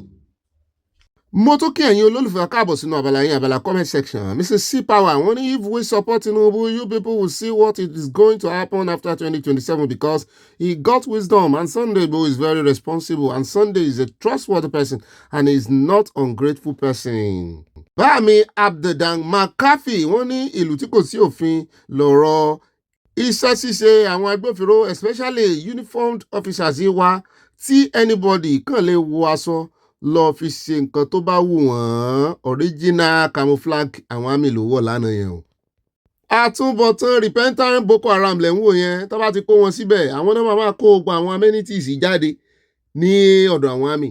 Bẹ́ẹ̀ náà ni mọ́mí Olúfúnkẹ́ Fájímọ́lú wọn ní Bobby ìjọba ò lè sọ pé àwọn ò mọ̀ pé Chinese ń wa ohun àlùmọ́ọ́nì wa illegally. Tinubu ṣe ìlérí state police níbo ládé dúró báyìí Délé Alákédà minister solid minerals àgbọ̀n gangan ń pa state police mọ́. Báàmí Olúyọmí Olúwọlé wọ́n ní Bobby the Great Ọlọ́run the greatest. The name of the animals that changes is called chameleon. Yorùbá nation no going back. Rotarian Olúwọlé Olúyọmí mo ń dúró dẹni tí ó sọ Yorùbá mo fún yín 99 ẹni tó bá sọ ní Yorùbá ni ó gba 100. Bẹ́ẹ̀ náà ni ẹjẹ́ àtẹ̀wájú ẹjẹ́ lọ sọ́dọ̀ mọ́mí Abọ́láńlé Ògúndọ́lá wọ́n ní irú ayé wo la wá ìbáyìí o ẹni tó ṣẹ̀ṣẹ̀ bímọ ní ìkákọ́ àwọn ajínigbé ó ga o Ọlọ́run àdá o ẹ wo ọmọ kékeré yẹn ìgbà wo la fẹ́ ṣe lè dà Ọlọ́run tètè wá gbàjọba o love from Mama Dollar wọ́n tẹ love sí a cookies wà ń bẹ wine wà ń bẹ cake wà ń bẹ bẹ́ẹ̀ náà wọ́n fi tondo flower wọ́n fi lé lórí o ó sì ṣe ọdún olólùfẹ́ là ń ṣe bẹ́ẹ̀ náà ni ọ̀làwọ̀n ni mọ́mí Florence Aládé wọ́n ní Ìbà Sanawole kú iṣẹ́ o àyànà wà ń bí o fìlà ìjọ ti Aláàfin ẹ ṣe fìlà ọmọjọ bàbá náà ni senior apostle ẹnu ọpẹ́ ẹ̀yìn àti tiwa ò ní kan àmì wọn tẹ lọ́ọ̀sì àti nǹkan panu Ìbà senior apostle báàmí Adétayọ̀ Adégẹ̀yìn wọ́n ní ó bi ọ̀gá lolúwo torí ìjẹkújẹ gbogbo ilẹ̀ ẹ bá wa kí Olúbàdàn wọ́n ṣe bẹ̀bẹ̀ òmìnira wa láìpẹ́ ìbùkún ni fún orílẹ̀-èdè Oòduà from Newark New Jersey USA wọ́n tẹ lọ́ọ̀sì àti nǹkan panu àwọn tá à ń kí Olúbàdàn pọ̀ bàbá yẹn ṣe ribiribi ó dùn mọ́ mi. ìyá mi Fálàyé mọ́ mi dáadáa wọ́n ní ìbáṣojú abẹ́ ń kó èmi lẹ̀ ń ké sí Olúwa tí ó sọ ìrìn àjò 40 days di 40 years fún àwọn ọmọ Ísírẹ́lì wà lókè o fún àwa ọmọ Yorùbá 40 days di 40 years kò gbọ́dọ̀ sọ tiwa di bẹ́ẹ̀ o torí ọlọ́ngàn kọ́ ló sọ di bẹ́ẹ̀ hàn náà fúnra wọn sọ di bẹ́ẹ̀ 40 days lọ́lọ́run mí nì fún one day Oòduà nation will emerge as God liveth Oòduà nation no going back from Canada àwọn tẹ̀lé ọ̀sẹ̀ kọlọ́mbà nífẹ̀ẹ́ yín mọ́ mi Tóyìn Nọ́rì wọ́n ní ọba Ọ̀gbẹ́ni Bobby ní the brain evaluation ó máa ń fluctuate ní ìyẹn ọba alẹ̀ ọba àwò náà ń ó kúkú wa gbọ́rọ̀ tẹ́ ń sọ sí mi Ọlọ́run mo gbà mọ́ra ó dùn mí gan ṣùgbọ́n Ọlọ́run bẹ lórí ìtẹ́ ẹ mọ wòran tí ó ṣẹlẹ̀ tí ò bá ronú pìwàdà torí èmi náà fẹ́ kàn sọ̀rọ̀ wò ní dáadáa ọmọdé agbátá wá láti wò èèyàn dáadáa ni àwa náà sì fẹ́ kàn mọ́ sọ̀rọ̀ ọba wa ń dáadáa ó dùn wá gan o. mọ́ mi ń ò lè mẹ́lẹ̀ ha lọ lé ó tún lè bímọ sọ́dọ̀ àwọn oníbúrẹ́dì ìwó mo fi bímọ sí. mọ́ mi Abọ́lálé Ògúndọ́lá wọ́n ní ibà ọwọ́ lọ́wọ́ ìṣọ̀hún lòun Jákọ́bù àbẹ́ẹ̀rí ẹtún kì mí wọnú bíbélì mo bá yín yọ̀ Ọlọ́run á dá ọmọ náà sí o ẹ bá mi kí ẹlẹ́yà pé wọ́n kú ọwọ́ lómi o ẹ sì bá mi kí àwọn bàbá ọmọ kejì àti màmá Fúnmilọ́lá Bello ìyá lé ẹlẹ́yà àwọn gẹ́gẹ́ lè alẹ́ ẹlẹ́yà dàrẹ́ clear àbí yóò dáa àwọn náà ń gbáwájú gbẹ̀yìn fún ẹlẹ́yà bóyá náà lọ sí omúgọ̀ lọ́dọ̀ ẹlẹ́yà. Love from Mama Dollar. Mommy Tóyìn Nọ́rì wọ́n ní you think Reno is normal? N ò think bẹ́ẹ̀. I don't think so.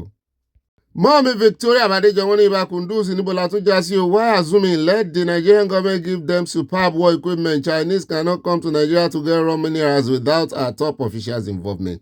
Oòduà nation will move. Mommy Florence Aládé wọ́n ní Ìbà Oyèpọ̀ ọ̀rọ̀ lẹ́sọ lórí ẹ̀rọ Ìgbòho ṣe bí Yorùbá ló ní pẹ̀lẹ́ la fi ń pa amukuru n ò gbọ́ Yorùbá débẹ̀ ẹni tí yóò bá mú ọ̀bọ gbọ́dọ̀ ṣe bí ọ̀bọ mu gbọ́yùn ẹ kú ewu ọmọ o níbo lẹ fi ìjókòó wa sí o wọ́n tẹ lọ́ọ̀fù àti nǹkan panu Arena owó tó Arena ni o owó tó Arena láti fẹ́ sọ wọn lórúkọ dítẹ́ẹ̀lì ń bọ̀ lọ́dọ̀ wa bó ní búrẹ́dì. Mọ́mí Grace olùsòótọ́ wọ́n ní ìrìn àjò tí Ìgbòho sàárín yàtọ̀ kódà ó ya ìjọra a kò lè fi wé ti Mazi Nnamdi Kanu nítorí náà kíkálukú sọ ẹnu rẹ̀ fún irú ọ̀rọ̀ tí yóò máa jáde níbẹ̀.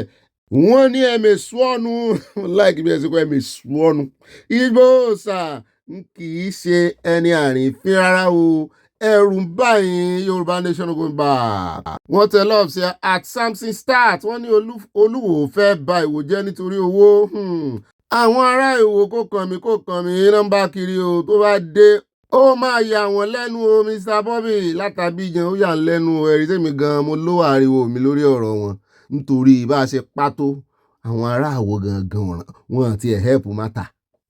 Àtẹni Ọláfọláwíyọ wọn tẹ lọ́ọ̀bù sí rẹpẹtẹ àti nǹkan panu. Kọ́lọ́mbà nífẹ̀ẹ́ yín dénúdénú bẹ́ẹ̀ náà ni mọ́ mi Mary Odùnú yìí wọ́n ní Bobby mi tòótọ́ afipaka ẹ̀kọ́ ayọ̀ ọmọ ẹlẹ́à akóríire ọmọ tuntun àlejò ayé máa rọra kó ayọ̀ ọmọ lájúlé aláyọ̀ yìí. Àyàmọ́ mi ń kí ọ wọ́n ní ẹnu tí ọmọ fi jọ mí náà wọ́n ní ìyún náà tó wọ́n ní ẹni òdùnmọ̀ kó lè ṣe DNA ayọ̀ akárí gbogbo wa mọ̀tẹ́lọ́ ó dàtọ́ wá fẹ́ ṣe DNA mi àtọmọ ní ìsìn ṣé wọ́n fa irun gbọ̀n mi ni Yorùbá nation no going back.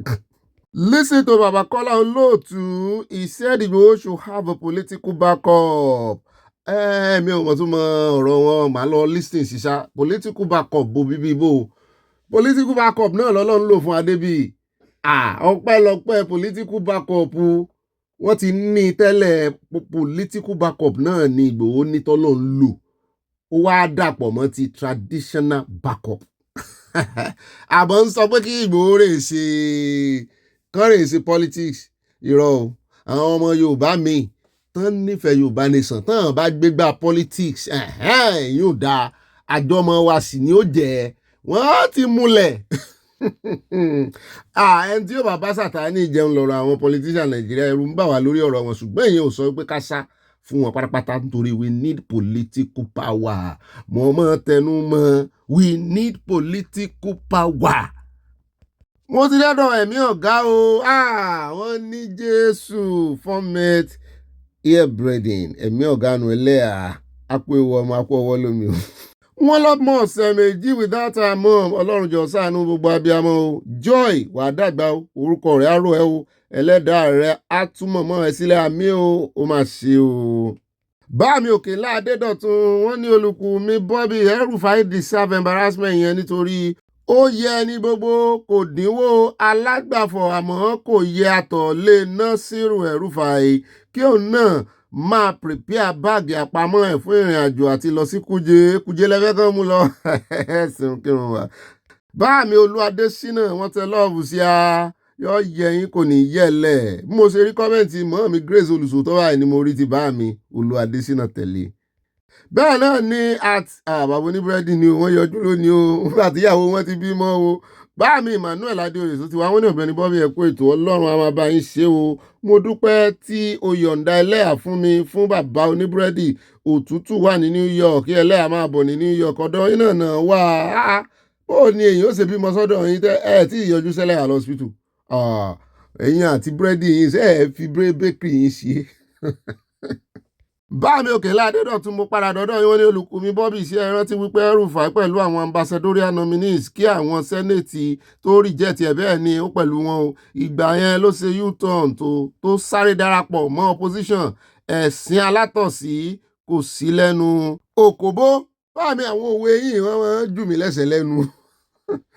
Mọ́mí Grace Olùsòtọ́ wọ́n ní gbogbo àwọn tó ń fi ìyà jẹ àwọn orílẹ̀-èdè Yorùbá káàkiri àgbáyé Ọlọ́run kò ní fún yín ní ayọ̀ láyé bí wọ́n fẹ́ bí wọ́n kọ̀ àwọn ọmọ orílẹ̀-èdè Oòduà ni yóò borí gbogbo ogun wọn Yorùbá nation no going back. Mọ́mí Ramat Títílayọ̀ wọ́n ní óbì ibà ojúmọ́ kan èdè kan àṣà kan ibà àyà yín náà kan o bẹ́ẹ̀ ni ìdájọ́ dé gbogbo ẹ̀jẹ̀ aláìṣẹ̀ tí wọ́n ti pa tí ń béèrè ìdájọ́ lórí àwọn aṣebi o láìpẹ́ láì jìnnà a máa gba ìtúsílẹ̀ lágbára Ọlọ́run ọba àmẹ́ Yorùbá nation no going back wọ́n tẹ lọ́ọ̀ṣẹ́ àti nǹkan panu. Mọ́mí ìyáálé ẹlẹ́yàdá rẹ̀ clean mọ́mí Fúnmilọ́lá Bello wọ́n ní Ọ̀gbẹ́ni Bobby ọkọ wa níbo la ti fẹ́ lọ sí àyájọ́ Valentine àbí ìgbádùn àyájọ́ olólùfẹ́ ẹlẹ́yà ó yá ká lọ owó bíi lọ́ọ̀fù ẹlẹ́yà ò lè lọ ẹlẹ́yà wà lè wọ́n ń jó gbogbo okùn wọn lọ́wọ́ wọ́n ṣe bímọ ni. Mọ́mí Abọ́láńlé Ògùndọ̀là wọ́n ní ṣé ẹ kò mọ̀ pé ìyàwó yẹn ẹlẹ́yà ti bímọ ni ara sì máa tutù ọjọ́ wo la fẹ́ sọmọ lórúkọ àbí ìyẹn gangan ní question. Báàmì Fọlọ́run sọ̀tà nímọ̀ làwọn ní Ọ̀gbẹ́ni Bobby Balógun oníròyìn tàyé ń fẹ́ báàmì ẹ ṣeun. Wọ́n ní ọba Ọ̀wádé Aláàfin àti àwọn ọmọ Ọ̀yọ́ wọn kò fẹ́ kí ẹlòmíràn dádé wọn kò fẹ́ ìlọsíwájú ọba wọn. Wọ́n fi nǹkan panu ránṣẹ́ sí a ìdàgbàsókè sí ni o. Ṣùgbọ́n mi náà gbọ́ wọn láwọn afọbajẹ ìjòyè ẹ wo náà mọ̀ kan yanjú ọ̀rọ̀ wọn. Mọ́mí Abọ́láńlé Ògùndọ̀là wọ́n ní ó be unbeatable God is your strength amen. How is my ayádùn yàyà náà wá ń bí o ọkọ yín. You are welcome to today's program love from Mama Dollar wọ́n tẹ love sí àti nǹkan panu. Mo rí mẹ́sẹ̀jì kọ́mẹ́ǹtì yín náà lánàá àbí tí yín gan ni mo kọ́kọ́ rí ni mo ti rántí. Bẹ́ẹ̀ náà ni mọ́mí Christiana Mustapha wọ́n ní Ọ̀gbẹ́ni Bobby ẹ̀ka alẹ́ o wọ́n ní ẹ ò ní sí jẹ ò ní sí mú àmì o Elédùmarè á fi ìṣọ́ ẹ̀ṣọ́ yàn mí mú kí gbogbo ilé o wọn ò ní gbé wa lọ́mọ lọ àṣẹ Èdùmarè. Wọ́n ní ọwọ́ tó ṣẹ́kù sí wa ni ó jèrè rẹ̀ wà mí o ẹni ẹlẹ́ni kò ní jẹ́ àwa la máa jèrè ọmọ wa bá mi kí àyà o àyà náà ń gbọ́ o Yorùbá now wọ́n tẹ love sí a. Gbogbo bẹ́ẹ̀ ti wí ló máa rí àṣẹ́gun kò yí padà Jésù Olúwa mọ́ mi Dorcas Jálò àwọn náà fi ìyìn àtọpẹ́ àtòrin ògo wọn fi káàdì ẹ̀ ńlẹ̀ wọn ní ìbà Ọlọ́run. Báàmì Fọlọ́run sọ̀tà nímọ̀ làwọn ní Ọ̀gbẹ́ni Bobby ọba Olúwo kì í ṣe ọmọ Yorùbá o iná Fúlàní ni Olúwo ṣùgbọ́n ìtàn Olúwo kò lè parẹ́ láéláé olúgbọ́n ṣe tiẹ̀ òyàn pèrègede àwọn sọ ń pa tiẹ̀ náà. Báàmì Abdul Dan Mankarfi wọ́n ní Ovi Àtàyà odù ifá télọ̀ ni wọ́n dá fún olúwo nítorí pé ọ̀nà kan ò wọjà tó mú télọ̀ ta ẹ̀kọ́ ni o. Wọ́n ní ṣekúṣẹyẹ ní ọ̀rọ̀ ọba olúwo àwẹ̀ abẹ́lẹ̀ fèsì wa náà lámọ́. Mọ́ọ̀mí comfort Fámúrewá yọ́yẹ́ kò ní yẹ̀ lẹ́wọ̀ ire náà láàmọ̀ rí. Wọ́n ní Ọ̀gbẹ́ni Bobby Àtàyè kú iṣẹ́ ọpọlọ iṣẹ́ ojú tó lé ojú tó kó lójoojúmọ́ yóò máa bá yín lára mu wà mí o.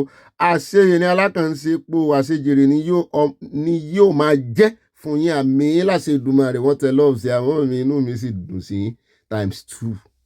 Mọ́ọ̀mí Mary Odùnú ìtẹ̀mìnìkan wọ́n ní òbí ìtẹ̀mìnìkan àtàyà mi tó ṣọ́ ibà múlòdùn ibà gbé wa débẹ̀. Mo kí yín àti gbogbo wa lágbolé aláyọ̀ yìí ó àkó ọjọ́ mẹ́ta. Mo kí ìyá ọlọ́mọ tuntun tí wọ́n jí gbé.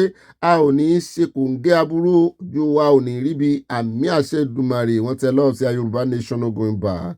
Àdúrà ní ká gbà fún ìyá ọlọ́mọ o kọ́lọ́njọ́ kó bá wa mú padà láyọ̀ àtàlàáfíà. At Òkúnlọ́lá là wọ́n ní àgbọ̀nrín èsì ni àwọn ọmọ Ọ̀yọ́ ń jẹ lọ́bẹ̀ nítorí wípé ẹni tí a bá lábà ní baba ẹni a bá lábà ní baba. Wọ́n ní kí wọ́n jáwọ́ nú àpọ̀n tí yóò yọ kán rè gbomi lákaná lórí ọba àgọ́ ọjà pé ó ti di jíjẹ wọn tẹ lọ́ọ̀fì àti nǹkan panu o. Báàmí Adésínà Ládẹ́ǹdé nọ́mbà 2 kọ́mẹ́ǹtì mo kọ́kọ́ rí o àárí nọ́mbà 1 wájú wọn ní òbí àkó ewu ọmọ. Ìjọ wo ni a máa ṣe ìkómọ ẹ̀yin lábí o ẹ̀yin bàbá oníbírẹ̀dì àti bàbá mi Akínyẹmí òní ẹ̀yin lẹ́ni decision ẹnu nìkan lọ́mọ fi jọ mi. Ọbẹ̀ ẹja tútù àti ẹ̀fọ́ rírò tí ìwọ àti ẹlẹ́yà jẹ ní ilé ìtura ni kò jẹ́ kí òbí lè sọ̀rọ̀ sókè. Báà mi ti ẹ̀ ń wò mí níbi tí mi ò ti lè pariwo.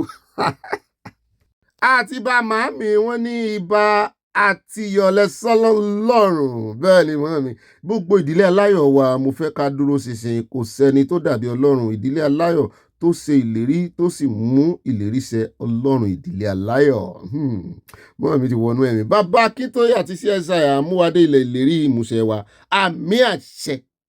Bámi Àbáyọ̀mí Rufai ẹkújọ́ mẹ́ta wọ́n ní òbí special. Ọ̀gbẹ́ni yẹn òpùrọ́ nípa Nigerians in diaspora majority wọn gbádùn they don't mostly mind their concerns. Wọ́n àfọgbọ́n wá ọ̀rọ̀ lẹ́nu ẹ̀ bẹ́ẹ̀ ni òyìnbó la ló máa ń prognose tẹ́lẹ̀ ṣe é tán ọ̀nà ẹ̀ ń bá ti mú wọn lọ́rẹ̀ ni. Bámi Martin Adébọ̀wálé wọ́n ní òbí tí a ṣe rí olúwo yìí pẹ̀lú irọ́. Bẹ́ẹ̀ náà ni Bámi Àbáyọ̀mí Rufai wọ́n ní wọ́n á wá lọ bá ẹni yẹn multiply mò ń ka comment yín continuation ohun tó bá sọ that's why I don't have friend or enemy among them from work to my bed at home ni mò ń ṣe o ẹ ti ní enemy lọ́bẹ̀ yẹn wọ́n máa ń fẹ́ kẹ́ ẹ báwọn ṣe wọ́n máa ń fojú pé ṣé ó rò pé special ní ojú tó máa fi wòye nìyẹn ẹ wo bó ṣe dá náà nù o àtẹ̀bó gan ń bí mi ìgbìyànjú lọ́rẹ̀ kankan nù. Bẹ́ẹ̀ náà ni Bámi Táyọ̀ Àjàyí gbogbo ibi orí ìkànnì ni ohun ti lọ́rẹ̀. Mọ́ mi àti àwọn bá mi lọ́rẹ́ mi. Wọ́n náà Ọ̀gbẹ́ni Bobby rẹ́nà wọn can never be an ambassador. All the countries will reject him. Ẹ bá mi kí Emir of Ìwó èmi kọ́ ni mo bá yín kí Emir. Èmi náà ń wò pé àwọn countries yẹn ò ní fẹ́ gbà. Alhaja Modina Solomon wọn ló ń rúgbó bọ̀. At John Ogun wọn ní ẹjọ́ ayé sọ̀rọ̀ nípa Igbo mọ́ o agbádùn sóyún o kí ni Igbo ṣe fún yín please Igbo ṣẹ̀wá o ní kẹ́rì kìlọ̀ fún kan já ẹnu lórí ọ̀rọ̀ Sunday Igboho. We love Igbo people látọ̀kan. Bẹ́ẹ̀ náà ni mọ́mí Oyèmí Sàlá wọn ni mo bá àwọn ọmọbìnrin ìdúpẹ́ lọ́wọ́ Ọlọ́run tí kò ṣe ikú pa wọ́n o ohun tí ó yé mi ni wípé kò ní bọ́ láí àjẹyà rẹ̀.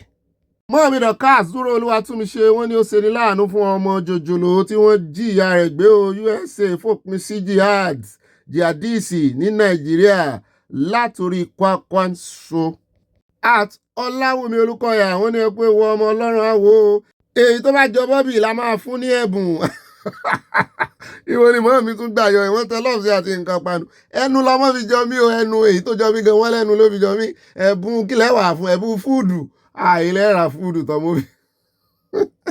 Mọ́mí Dorcas Olúwatúnmiṣe wọ́n ní oríṣiríṣi igbó náà ní oríṣiríṣi ìwà olúwo ṣé igbó níwà ni ṣé àmọ́kiri kò gbóòórùn irọ́ fúnra ẹ̀ ni Aláàfin kò ṣetán láti tọrọ àforíjì o Oòduà Nation of Women from Providence, Rhode Island lọ́wọ́ ta ni k'Aláàfin ti lọ tọrọ àforíjì màmí àbí kán wá tọrọ àforíjì lọ́wọ́ Aláàfin ẹ̀yin Aláàfin ni mi wà kẹ́ mọ́ mi fún mi lọ́lá wọn ní Hello House mo ti wà ní ọ̀dọ̀ ẹlẹ́à fún omúgọ̀ o gbogbo owó ọmọ wọn ní ọ̀dọ̀ àwọn ni kẹ́ ẹ mọ̀ darí sí o ẹ máa fowó ọmọ ránṣẹ́ èmi ni akápò ilé aláyọ̀ wọn tẹ́lọ̀sí àti nǹkan ìpanu bẹ́ẹ̀ ti lọ somúgọ̀ ṣé ẹ̀ tún ṣe omú ẹ̀ tún sapa akápò dé ibi tẹ́ ti ń somúgọ̀ ni ẹ̀jẹ̀ méjìlá bá àlàdé ó dáa o.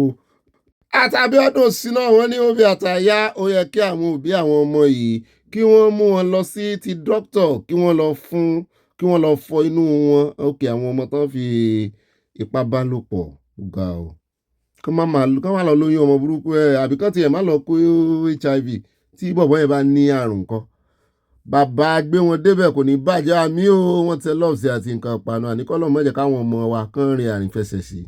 bá mi ìṣọ́adé wọn ní àánú olúwa àti àwọn ọmọ ìwò ń ṣe mí àwọn tó máa gba ilẹ̀ ní ọ̀la ní eléyìí ẹ máa bá a bọ̀ olúwo òní lámbà akúlágbó lé ń fẹ̀ èmi ò gbàfẹ́ lọ bẹ́ẹ̀ náà ni àtàdépọ̀jù ọ̀pẹ̀yẹmí wọ́n ní Ọ̀gbẹ́ni Bobby ẹ̀kú ìyànjú àbọ̀ ọlọ́run ní ká máa béèrè fún báyìí ó àìmọye èyí tó ń ṣẹlẹ̀ tí ará ìlú ò mọ̀ aláyọ̀ wa ẹ ò ní sọnù àmín wọn ò ní wáyé tì wọ́n tẹ lọ́ọ̀sì àti nǹkan ìpanu.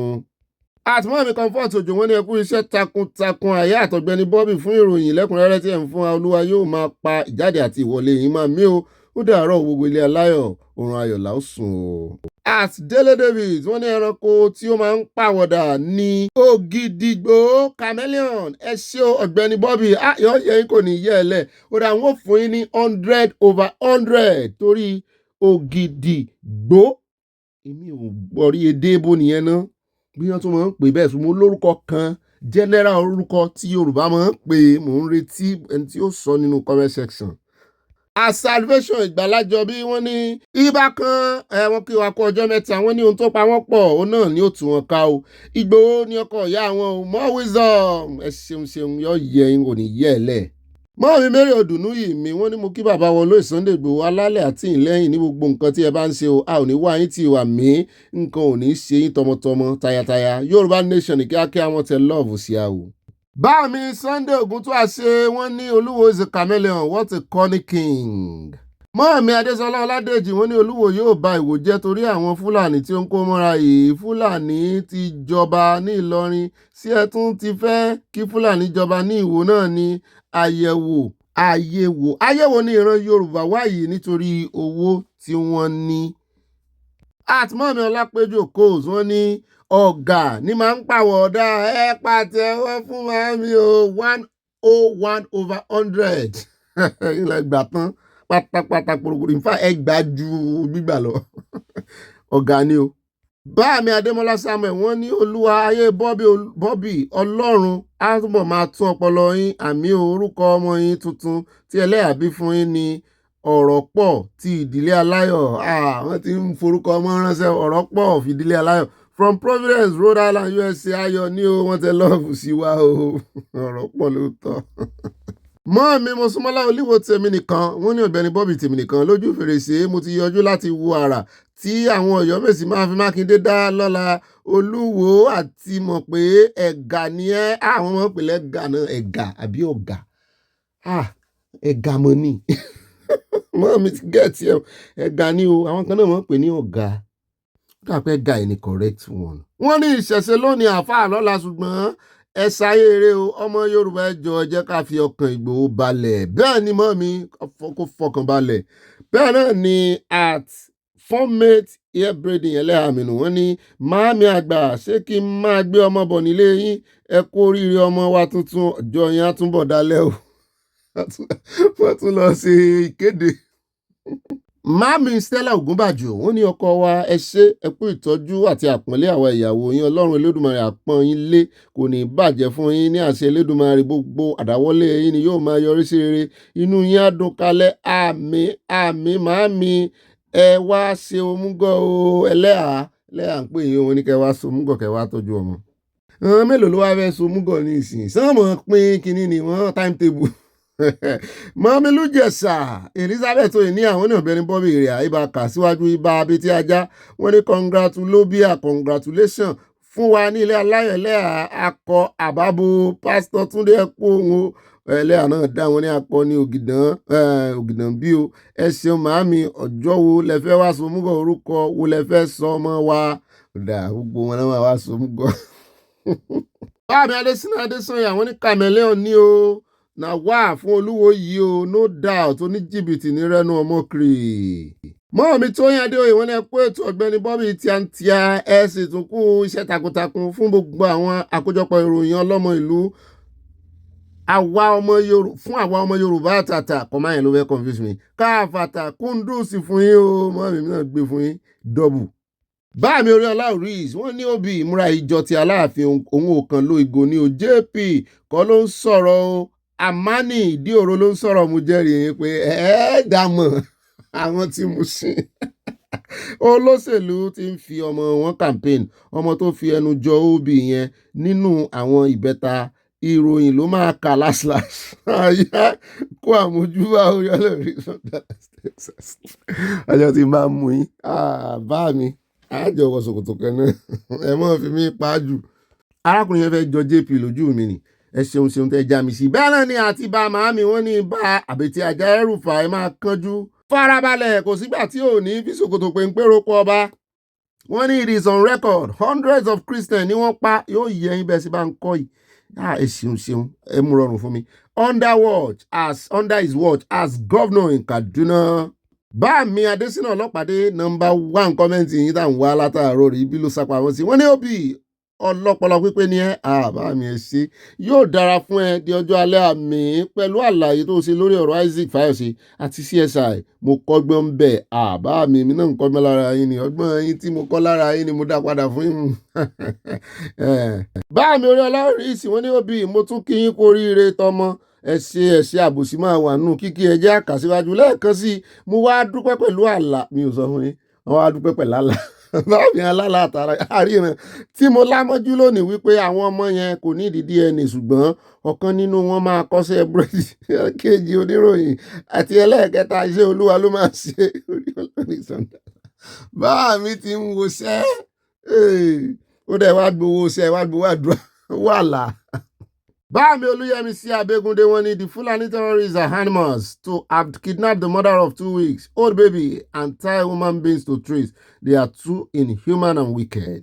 wọ́n tẹ̀síwájú wọ́n ní the Alfas Islamic extremists are the ones pushing the Aláàfin. If Aláàfin is not careful they will push him to trouble. èyí tó kù yìí ń ò lè ká o ẹ má jẹ́ àpè orúkọ ẹ̀ má láàfin o. ó dá ẹwọ ẹ káàbọ̀ padà o mo ti ń dúró dè yín ẹ wá nǹkan jókòó lé èní ní Friday ìnílẹ̀ níjẹ́ ní abẹ̀lọ́wẹ́ àwọn tí ó ṣẹlẹ̀ pẹ̀lú Ṣèyí Mákindé àti Aláàfin lórí baálé àbọ̀jà tán fẹ́ fi jọba tán fẹ́ gbádé fún. ó dá aṣẹ́ ti jókòó déédéé wá nǹkan panu tẹ́mọ̀ fi sọ̀rọ̀ àjíjà bẹ́ẹ̀ náà ni kẹ́ wá nǹkan olómi tútù ẹlẹ́rìn dòdò whatever tó bá wà níkàáwọ́ yín kẹ́ mọ́ fi tì sọ́hùn sódò ìsàlẹ̀kùn yín kémi wá mọ́ gbé yín débẹ̀ bá wọ́n bá dilẹ̀ báyìí ẹ̀ bá yọ ó bá dénú yẹn bá pín fáwọn olólùfẹ́ yín ìmọ̀ràn yín náà ṣe kókó 5 lines ní o ìmọ̀ràn tí kọ́mẹ̀ntì ti ń ṣẹlẹ̀ o ìwọ̀n ò ní mọ́ gbójúmọ́ o tó bá ti jẹ́ kọ́mẹ̀ntì tó bá ṣẹlẹ̀ ju 5 lines lọ àní lò kódà kò jẹ́ lẹ́tà L lẹ́tà ìyọkan ló fi ṣẹ́ sí 5 lines mi ò ní lò tó bá jẹ́ wípé òdòdó love àti nǹkan ìpanu tẹ́ mọ́ fi ránṣẹ́ ló fi 6 lines a lè lò yẹn gbogbo kọ́mẹ́ǹtì gbọ́dọ̀ jẹ́ 5 lines ẹ ṣeun yọ́ yẹn kò ní yẹ ẹlẹ́wọ̀n. alákọ̀ọ́kọ́ nú ròyìn tá mẹ́nubà ẹja lọ Kogi níbi tá a ti gbọ́ tán ní wọ́n ti ṣe òfin báyìí o gbogbo ṣọ́ọ̀ṣì kò kan mọ́sálásí o wọ́n ní mọ́sálásí yìí ṣe ìsìn wọn ìgùn tán bá ti kírun tán wọ́n ti gbalé lọ ṣùgbọ́n gbogbo ṣọ́ọ̀ṣì tó bá ń ṣe ìsìn kọjá aago 4 ìrọ̀lẹ́ any day anytime wọ́n ní ìjọba Kogi ní àwọn máa fi ọwọ́ òfin mú wọn ẹ mọ́ kò bá wọn o tán bá jíyàn gbé ṣọ́ọ̀ṣì yìí ní ìsìn àwọn náà lẹ́tọ́ máa pariwo lé lórí pé kàn lọ bá yín gbà wọ́n. wọ́n ní ìsọ àtẹnumọ́ràn tí ìjóná ní ìjọba ìpínlẹ̀ Kogi tán fi ètò ààbò ṣe ní ìsìn wọ́n tẹnu mọ́ gidi ni pé preventive and prevention is better than cure ìbóyè náà ni pẹ̀lú bí wọ́n ṣe ń ṣe ìkìlọ̀ fún àwọn ṣọ́ọ̀ṣì nílùú náà láti máa parí ìsìn gbogbo sí aago 4 ó pẹ́ jù kí wọ́n dẹ́kun ìsìn ọwọ́ òru gbogbo night video òru dé wọ́n náà ti ń sọ yín náà. wọ́n ní gẹ́gẹ́ bí kọmíṣánná ètò ìròyìn ní Kogi Kingsley Fẹ́mi Fánwò ṣe wí ìkìlọ̀ yìí ń wáyé láti dènà ìkọlù àwọn agbébọn fún àwọn olùjọsìn lásìkò tí wọ́n bá ń ṣe ìsìn tó pẹ́ jù lọ́wọ́ o wọ́n ní from wọ́n ní from intelligence náà ti ń sọ̀rọ̀ ó ní ìwádìí fi hàn pé àwọn agbébọn ń gbèrò ìkọlù ní Kogi o kódà àwọn ilé ìjọsìn tó bá ṣèṣì kọjá aago 4 ìrọ̀lẹ́ yóò fojú winá òfin bí wọ́n ṣe sọ báyìí wọ́n ní ó sì bẹ́tà kan fojú winá òfin ju kan rí ìfojú winá àwọn ajínigbé lọ. wọ́n ní ìkìlọ̀ yìí ló ń wáyé lẹ́yìn tí ìkọlù kan tí àwọn agbébọn gbèrò rẹ̀ sí ṣọ́ọ̀ṣì kan níjọba ìbílẹ̀ Ìjùmù forí ṣánpọ́n.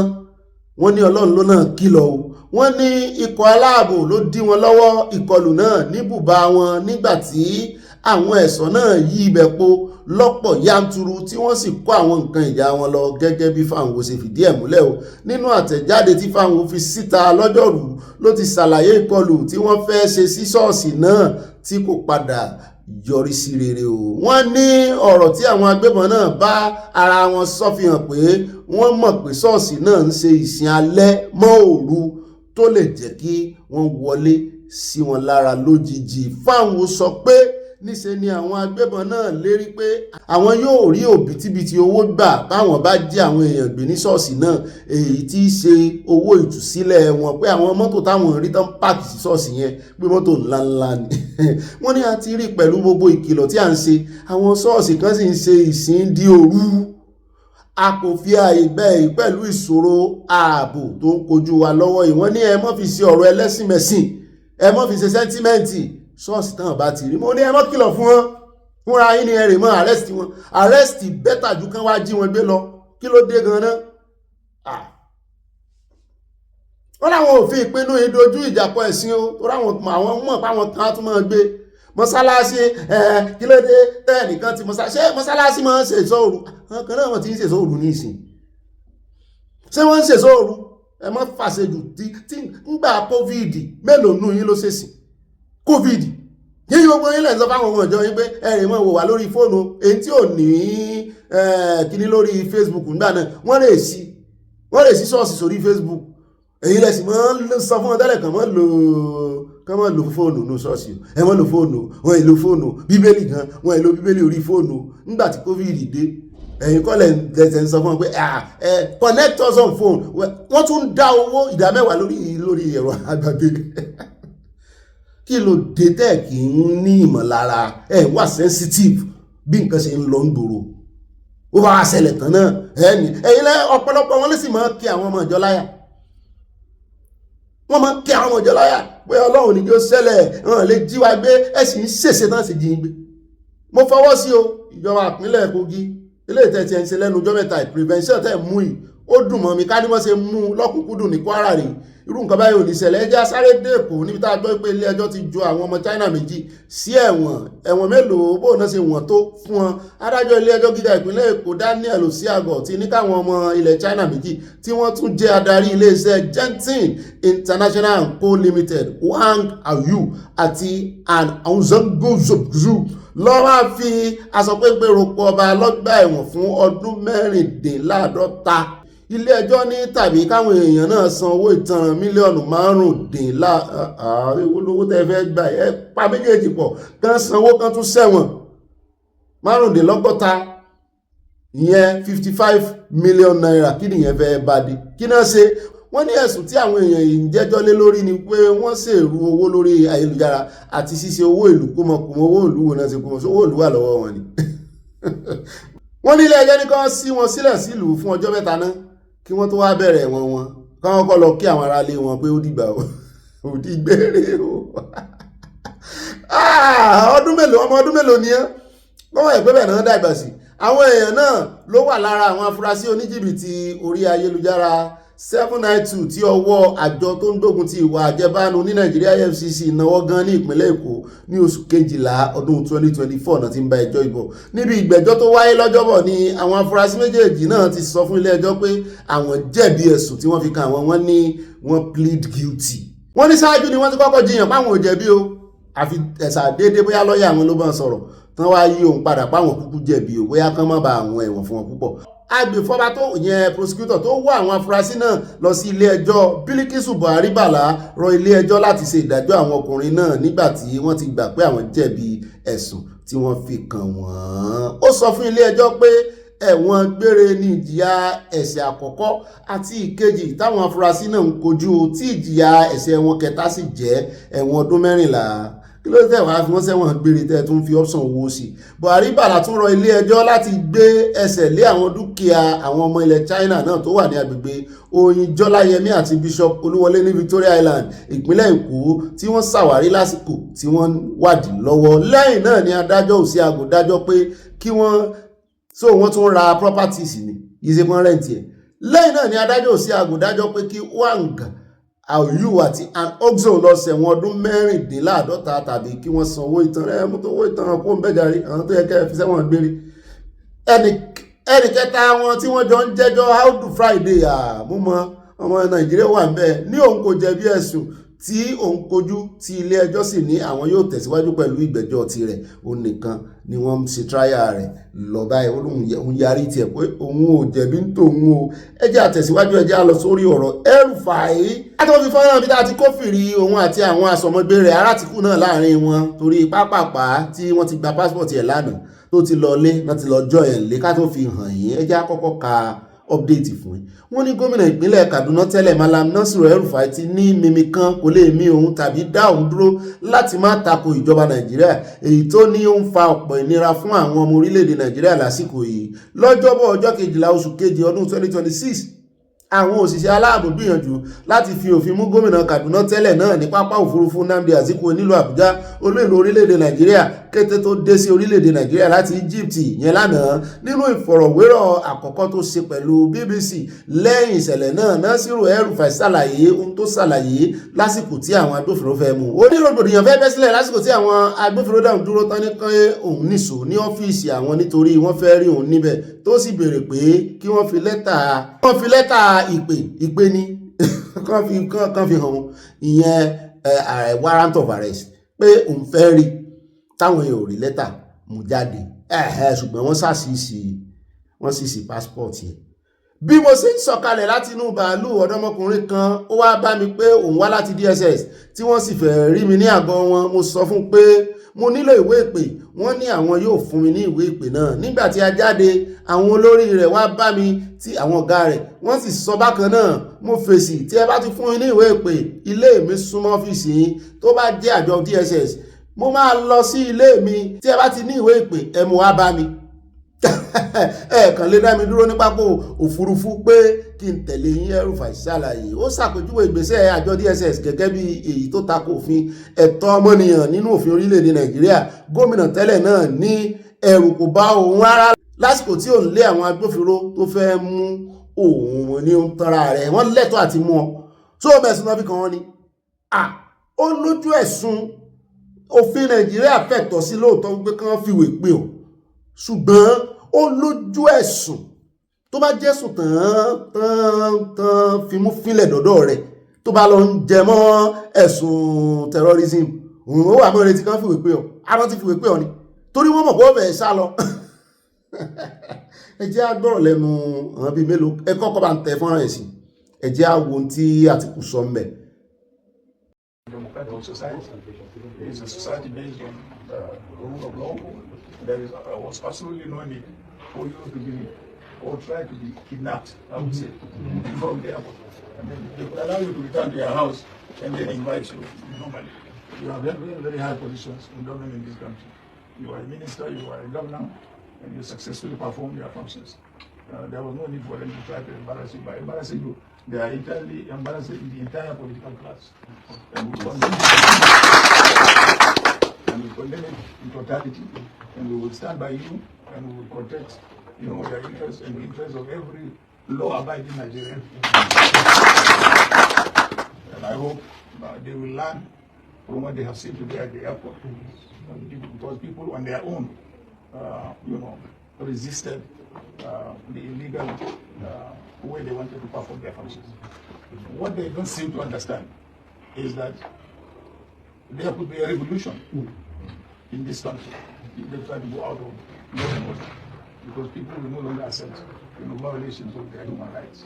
They will react and they will be the losers. The people will eventually win. I welcome you and I hope authorities will have learned lesson to what has happened today at the airport, because it was absolutely uncalled for.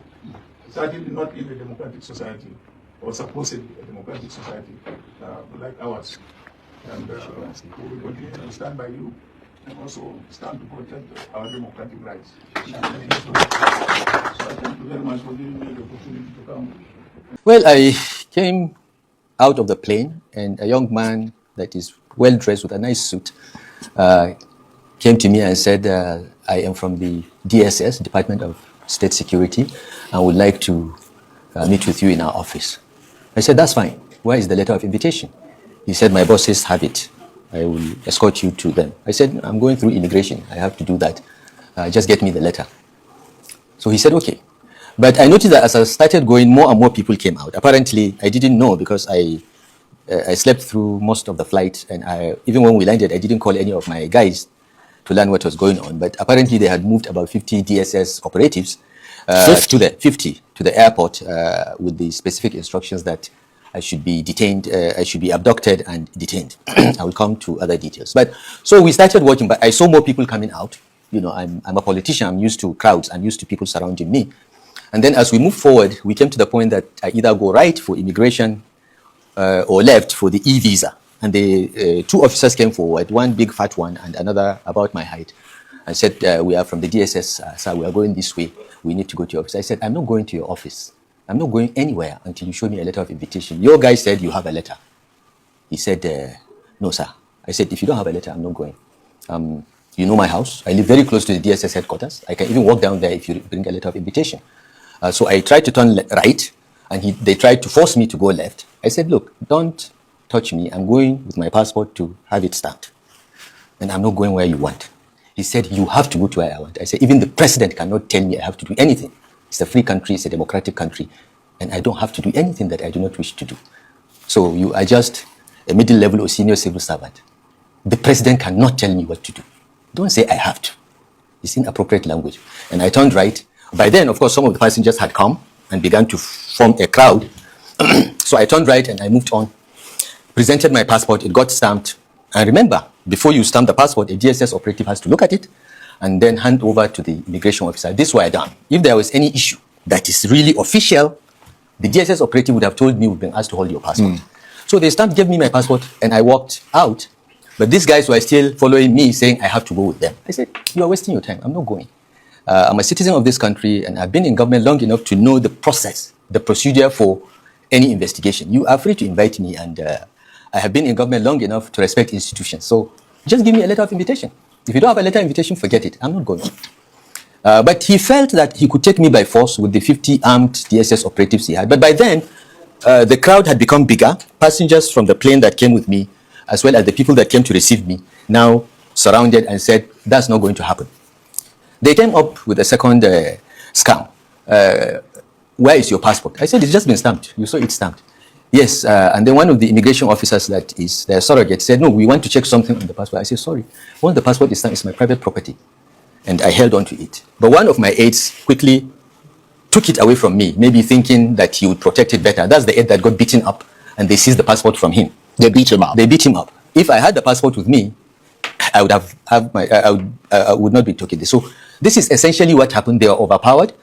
They came with 50 people, but I think maybe 45 out of the 50 decided that this is not appropriate or this is not possible. Right. And I was actually quite touched, Charles, by the way people spontaneously, without any knowledge or any plan, decided that this must be resisted.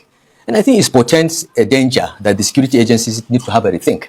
Because once people begin to lose confidence in the neutrality of such institutions, we are on our way to anarchy. lórí gbogbo ọ̀rọ̀ tí El-Rufai sọ dalẹ́ Ìdèjì Adéyanjú ti wá dá lóhùn agbẹjọ́rò ẹ mọ̀ dáadáa kí n má ṣe intro mímọ́ rẹ̀ mọ́ ó lóun ò lérò tòun o owó rò pé DSS fẹ́ arrest ẹ̀ tó bá fẹ́ arrest ẹ̀ wọ́n arrest ẹ̀ wọ́n máa arrest ẹ̀ pọ́ùn tó ń complain ní ìsìn wípé wọ́n ní wárántì wọ́n tẹ̀lé ọ̀nà òtítọ́ àti ọ̀nà òdodo pé òun nígbà tó ń wà lórí oyè ẹ̀ mọ́ iye àwọn èèyàn tó arrest ni pé bóyá wọ́n kàn fẹ́ fòye kọ ni pé nígbà tó ti gba passport yẹn tó bá fẹ́ arrest ẹ̀ wọ́n máa arrest ẹ̀ ó ṣàlàyé gẹ́gẹ́ bí òfin ọ̀nà tán lè gbà arrest ẹjẹ́ agbọ́dí ẹ̀ mẹ́ka tó tẹ̀síwájú is getting more interesting.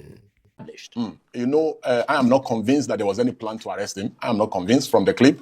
I think Malam El-Rufai, just like everyone will agree with me, is always extremely very sensational, and he's a drama artist as well. He's very good at this opposition thing.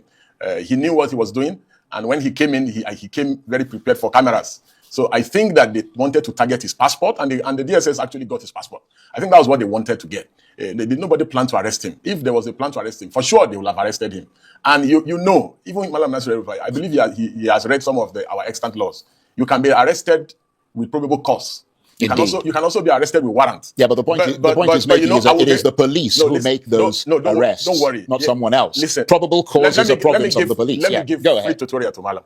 You know, if he's not aware, but I know that he knows that probable cause is a fundamental ground for arrest. And Malam Nasiru is even very lucky, you know, that his passport was taken from him. I watched as we interviewed him. Several of his critics didn't even get this kind of treatment, fantastic treatment that he got at the airport. I have a list of more than 20-something people that Malam Nasiru arrested without warrant in Kaduna. A long list of people. The critics, all of them were his critics. Well, one of the people you cited was Daddy Atta. Yeah, Daddy Atta was his critic. I was shocked that Malam suddenly saying had nothing to do with him. He was his critic, and his son even justified his abduction. You can go to social media. The post is still there. Well, we did look through. Yes, when citizens were demanding for why Daddy Atta was arrested, his son doubled down. Maybe if he had deleted the tweet. So the whole world knows Malam cannot rewrite history. We want him to get accorded due process of law. His rights must be respected. His rights must not be violated, but he must be investigated. His stewardship, it is so ironic today that the oppressors of yesterday are now crying. They are now claiming to be emergency comrades. Comrade Malami, Comrade Nasiru El-Rufai.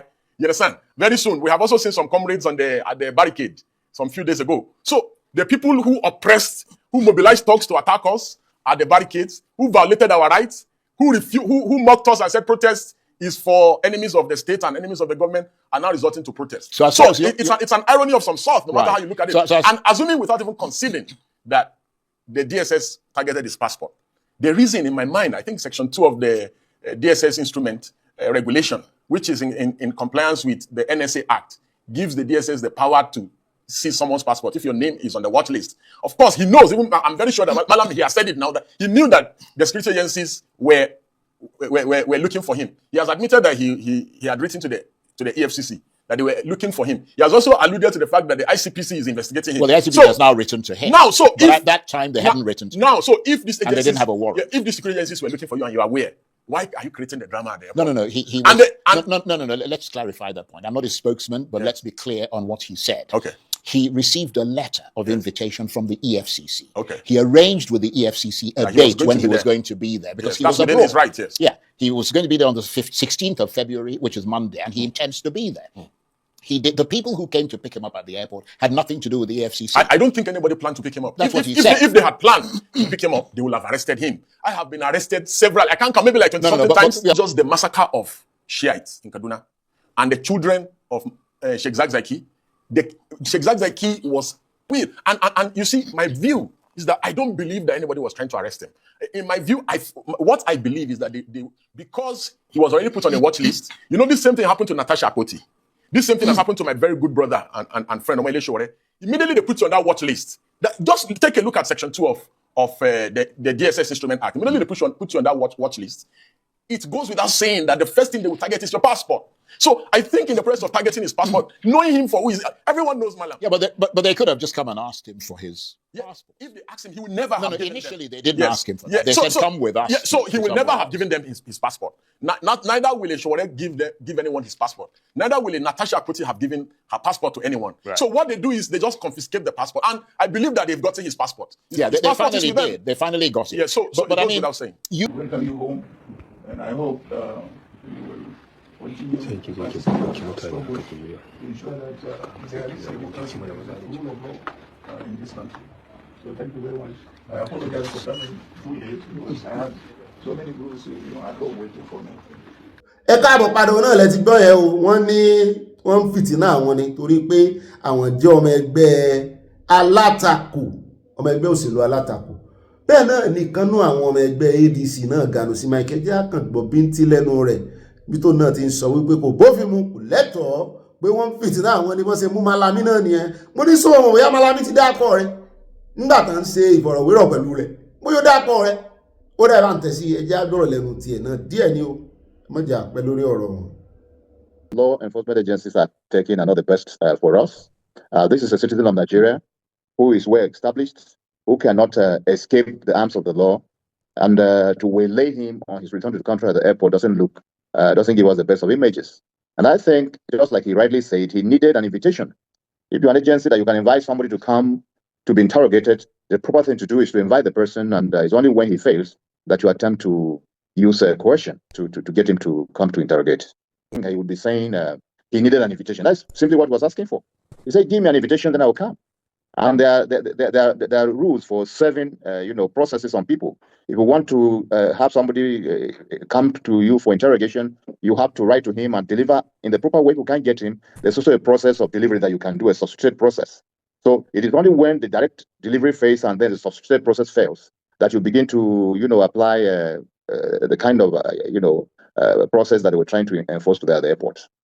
Ó dá ẹ̀ka àbọ̀padà ẹja wá ti bí ìbọ́ sí ọ̀dọ̀ òṣìṣẹ́ ọ̀mọlẹ̀ òun àti INEC chairman amúpìtàn níbi tí orí ti ń fọ́ àwọn Fúlàní wípé ṣé ń táwọn fẹ́ lérè táwọn sọ fún lódòdó wípé àwọn ò fẹ́ nítorí rìpọ́ọ̀tù tó kọ lọ́jọ́ sí lòdì sáwọn tó láwọn ìsọmọ Nàìjíríà tó ní genocide Christianity wà tipẹ́tipẹ́ báwọn ò ní gbàgbọ́ náà wò ní ẹ fẹ́ fọ́ lórí orí ò fẹ́ mo ní ẹjẹ́ rèé ló fẹ́ síkì kí ẹ̀fọ́rí túlù mọ́ payín ṣùgbọ́n tí a gbọ́ bí ọ̀rọ̀ presentation of budget ministry by ministry wọ́n á ṣàlàyé bọ́n ṣe náwó ọjọ́ sí kan tó lè gbà ní owó tí professor Amupitan tó ń béèrè fún INEC ó mọ̀ fẹ́ wọ 1 trillion kò wọ̀ tán ó gbẹ́nulé 1 trillion báyìí ní o mo ní owó ìpọ̀ 800 kìíní kan billion mo ní kí lẹ fẹ́ ṣe wọ́n nínú ẹ̀ náà ni òṣìṣẹ́ ọmọlẹ̀ ti ń bi wọn pé kí lẹ fẹ́ fi ilé ìwòsàn méjì ńláńlá ṣe kí ló dé kí ló mú yín tẹ̀lé máa lo ilé ìwòsàn kìíní tí gbogbo ministry bá ń kọ́ ilé ìwòsàn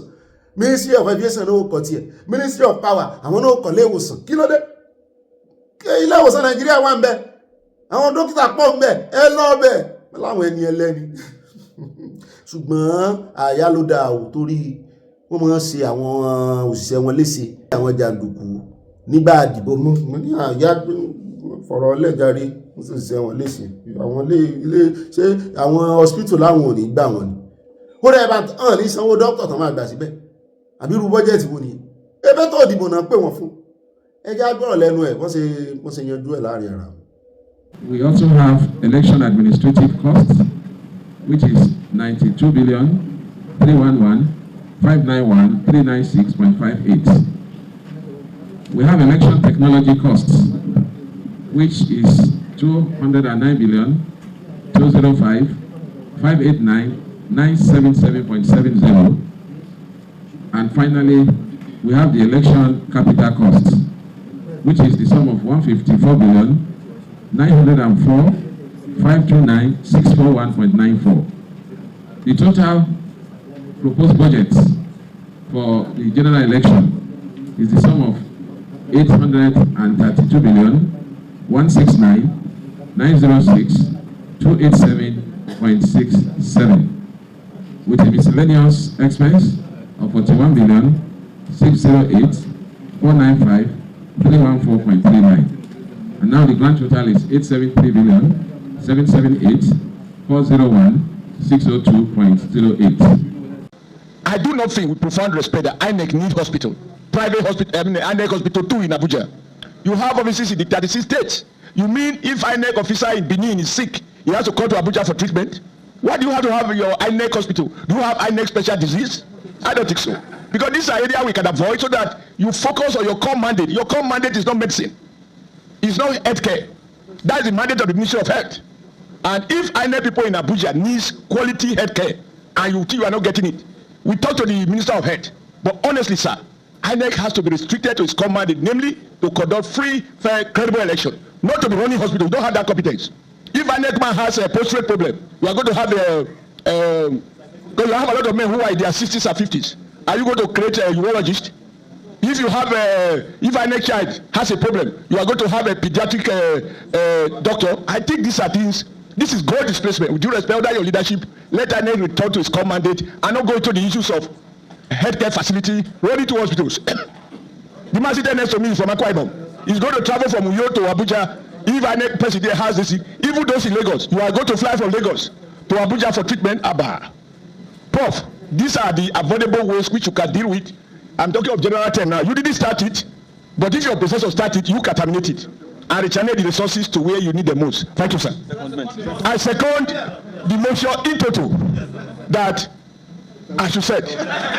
Ó dáa ní báyìí ẹjá kò lọ́dọ̀ àwọn eléyìí ẹjá lọ sí ọ̀dọ̀ arákùnrin kan tó mójú ọ̀rọ̀ electronic transmission lórí IREV àti other machine tán náà ń lò yẹn.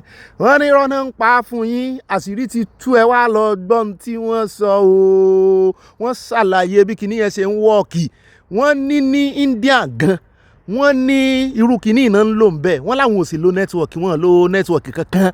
Ó sì mọ́ send mu ní Last election, 2023 election, we had an amendment in 2022, and in that amendment, accreditation was made compulsory. So before now, you could use the incidence form.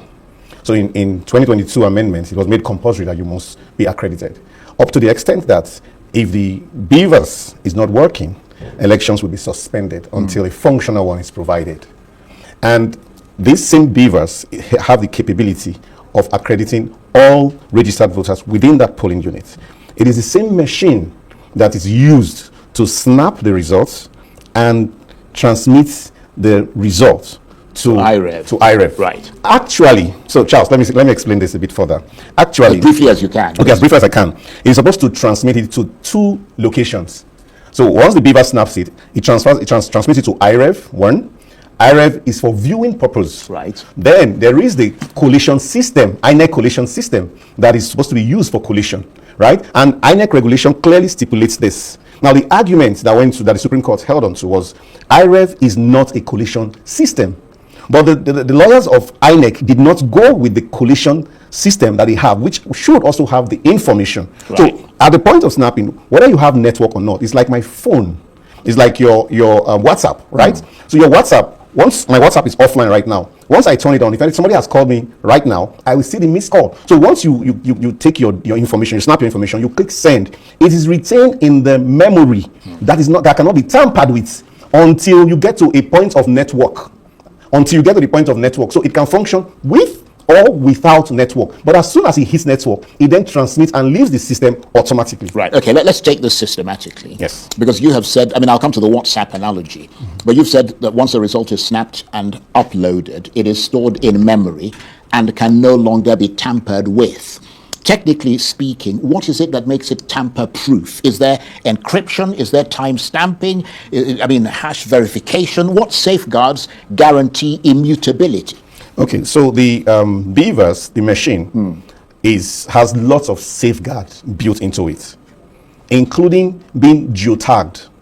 So the beavers machine meant for this location, for this particular studio, cannot function in the next studio, right? So you have an adjoining studio, it will not function there because it's been programmed to only function here. That is why once one beavers have a problem, they would have to ask for another one, which would then be reprogrammed for this particular purpose. Same with the information that has been uploaded in it. It is proven, it has been set up to the extent that you are not able to go in and then tamper with it. So you cannot touch those that have been registered there. You cannot touch those that have been accredited. It's simple. People have been accredited. You can as well go and tamper with them. You cannot tamper with those that have already been accredited, that have voted. So the same technology also protects the results that you have snapped and uploaded. So the same memory that keeps all of that. I think we need to be playing with the truth. If we want to go otherwise, but let's not go away from the truth, what the machine's capabilities can. Right, but let me just pick you up on something, because you mentioned that you compared IREV to drafting a WhatsApp message offline that sends once connectivity returns. But unlike WhatsApp, election results determine something much bigger, power. True. Is that analogy too simplistic for a system that carries constitutional consequences? Okay, so Charles, India has a population of 1.4 billion. Their voting population is 800 and something million. Now, the way they vote electronically, and they send their result electronically, offline. So their system allows them, so the same thing like our beavers. So you bring beavers, which is geolocated for that particular location. Everyone casts their vote there, and all the results are uploaded on that same machine, and the machine is then taken to the collation center. So until it gets to the collation center, and across all the processes of doing this, you are not able to tamper with what is in the Yeah, system. but you know, the argument that you're making is a reasonable one if you are in India. We're not in India, we're in Nigeria, which is why there's so much skepticism, so much mistrust, because this country has been riddled not only with corruption, but with weak institutions, with all kinds of things that affect the credibility of elections. So the question must be asked, if a result is captured and stored offline, but not yet transmitted, in the context of Nigeria, who has physical or digital custody of that device during that period? And what safeguards prevent coercion, substitution, or deletion before synchronization? We had several conversations with INEC on this. And over again, they told us that these safeguard measures put on IRF is one of the strongest globally. Yeah, but they've said a lot of things. However, there was the glitch at the presidential level, which, of course, including Action Aid, we are calling them for an independent audit, and they should come back and tell us what happened. Totally, right? Now, we recognize that what is the challenge? Which is the lesser evil? The biggest challenge we have in our election is the manipulation of the results. So we have seen results that are cast in the polling units, and what gets released at the end of the day is different. And Charles, we have seen off-cycle elections happen, and we have up to 94% results transmitted on IREV. Same technology, same process, and same people. And those results you can rely on, you can vouch for them, basically. So if we can do that at those levels, then what stops us? So if we're looking at that's a good question you ask. That's the question. What is it that stops us from doing it when it most requires, the confidence, to instill confidence in people? And that's why we're asking all these questions. Does the IREV system, because you seem to know a bit about it, which is why you made a public statement about it, does the IREV system create a verifiable audit trail showing exactly when a result was captured, when it was uploaded, and whether any alterations occurred in between? The answer is yes. You remember the case of the election we had that had to happen 2 weeks after, and they said they needed to clean up the machine to be able to use it for the next election. And of course, the politicians went to court and said, no, they have evidence because you cannot tamper with it. It has timestamp. All of those things are evidence that you cannot tamper with. And they said, okay, how do we upload these things and make sure that once we upload them, they are not tampered with? Now, they are not sure when it's uploaded, if it gets into a secondary system or a second system, and if it will not be tampered with at that level. But clearly, for the machine itself, it is tampered. It's proven and proved that it cannot be tampered with. If not, INEC would not have gone to court, or the politicians would not have gone to court requesting that should not be tampered with until they have shown evidence, shown the timestamp, and what the machine has got in its memory. Right. I mean, I understand what you're saying, but to a lot of people, it will sound theoretical at the moment. This offline capability, which is actually a very encouraging thing that you're talking about, it should give people considerable confidence. But that offline capability, has it been independently stress tested in live electoral conditions across Nigeria's most connectivity-challenged areas? Can you point to documented performance data to support that? Bayelsa gave us 89%. That is data. Kogi gave us 93%. That is data. Imo gave us 94%. Those are evidence. And this is when it was not made mandatory to use it.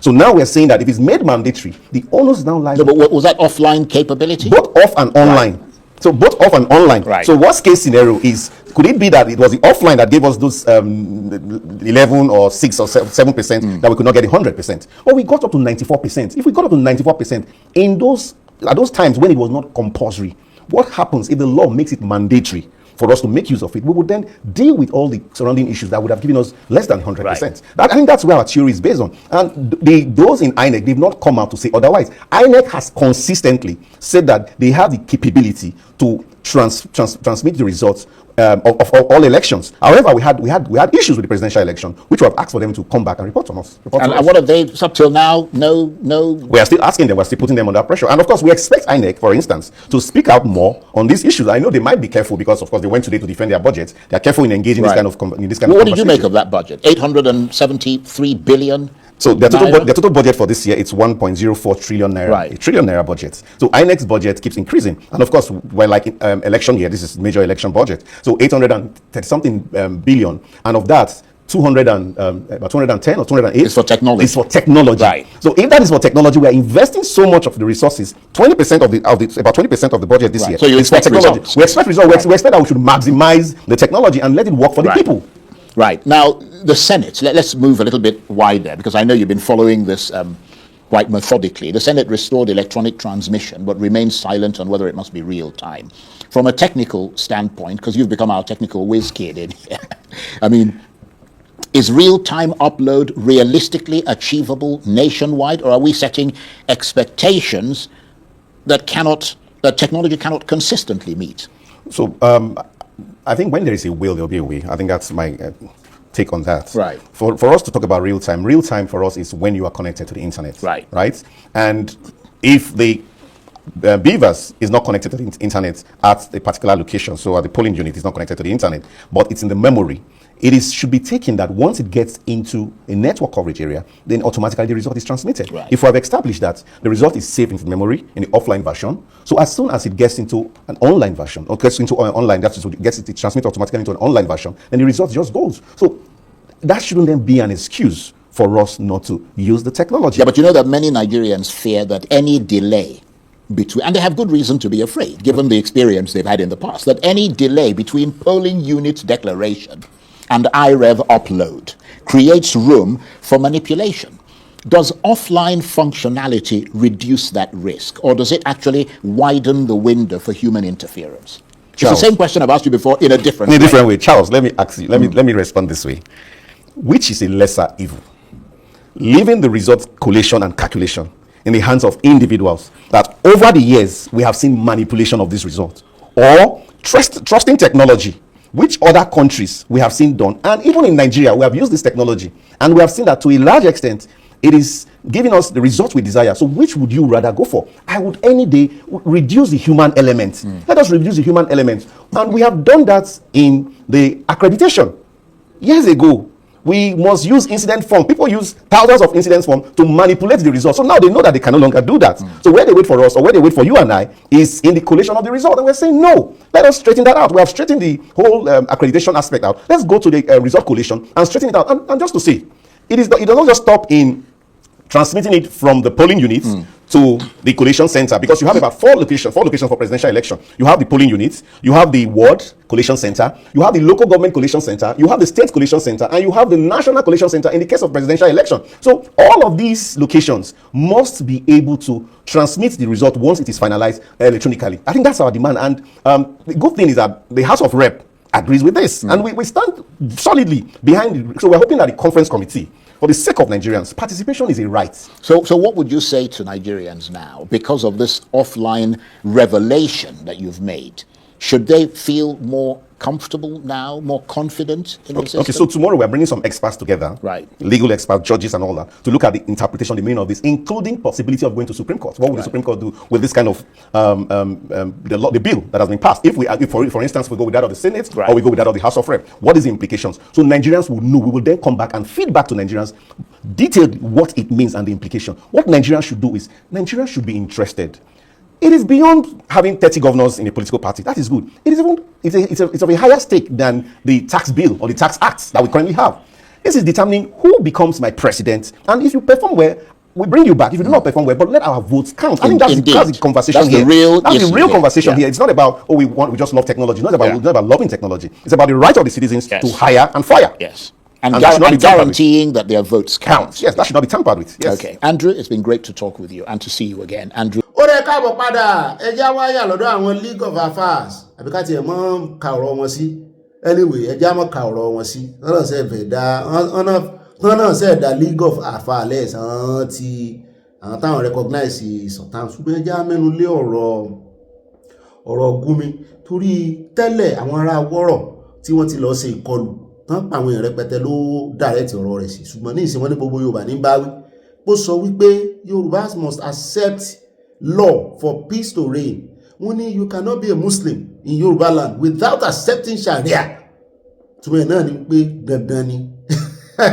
Sharia law directs you on how to live a good life. Ẹ wá bá ń bí pé good life wọ́n náà live ní ilẹ̀ Haúsá. Wọ́n fẹ́ fi wá kó balẹ̀ Yorùbá. Yóò yẹ bàbá Amẹ́ríkà sí o, àwọn ti láàbà wọn gbé dáadáa, wọ́n ti láwọn ò tẹ̀lé wọn. àwọn ò fẹ́ sàríà bàbá Amẹ́ríkà sì sọ ṣùgbọ́n èèyàn kan tó wá ní dáhùn èsì fún ọ̀rọ̀ rẹ̀ náà ni wípé Gumi tó ń sọ wípé Yorùbá must accept Sharia. Only is not a message of peace, it's a message of coercion. Only peace is never built by forcing religious system on a diverse people. Àwọn èèyàn tó ti ní ẹ̀sìn oríṣiríṣi láàrin wọn tẹ́lẹ̀. It is built on mutual respect, constitutional order, and freedom of belief. Nigeria is a secular state. Under its constitution, no region or ethnic group can be compelled to adopt a religious legal system as a condition for peace. This is not democracy. This is imposition. Pàápàá jùlọ tó ń sẹ́ pàwọn èèyàn lẹ́ Yorùbá ní Kwara.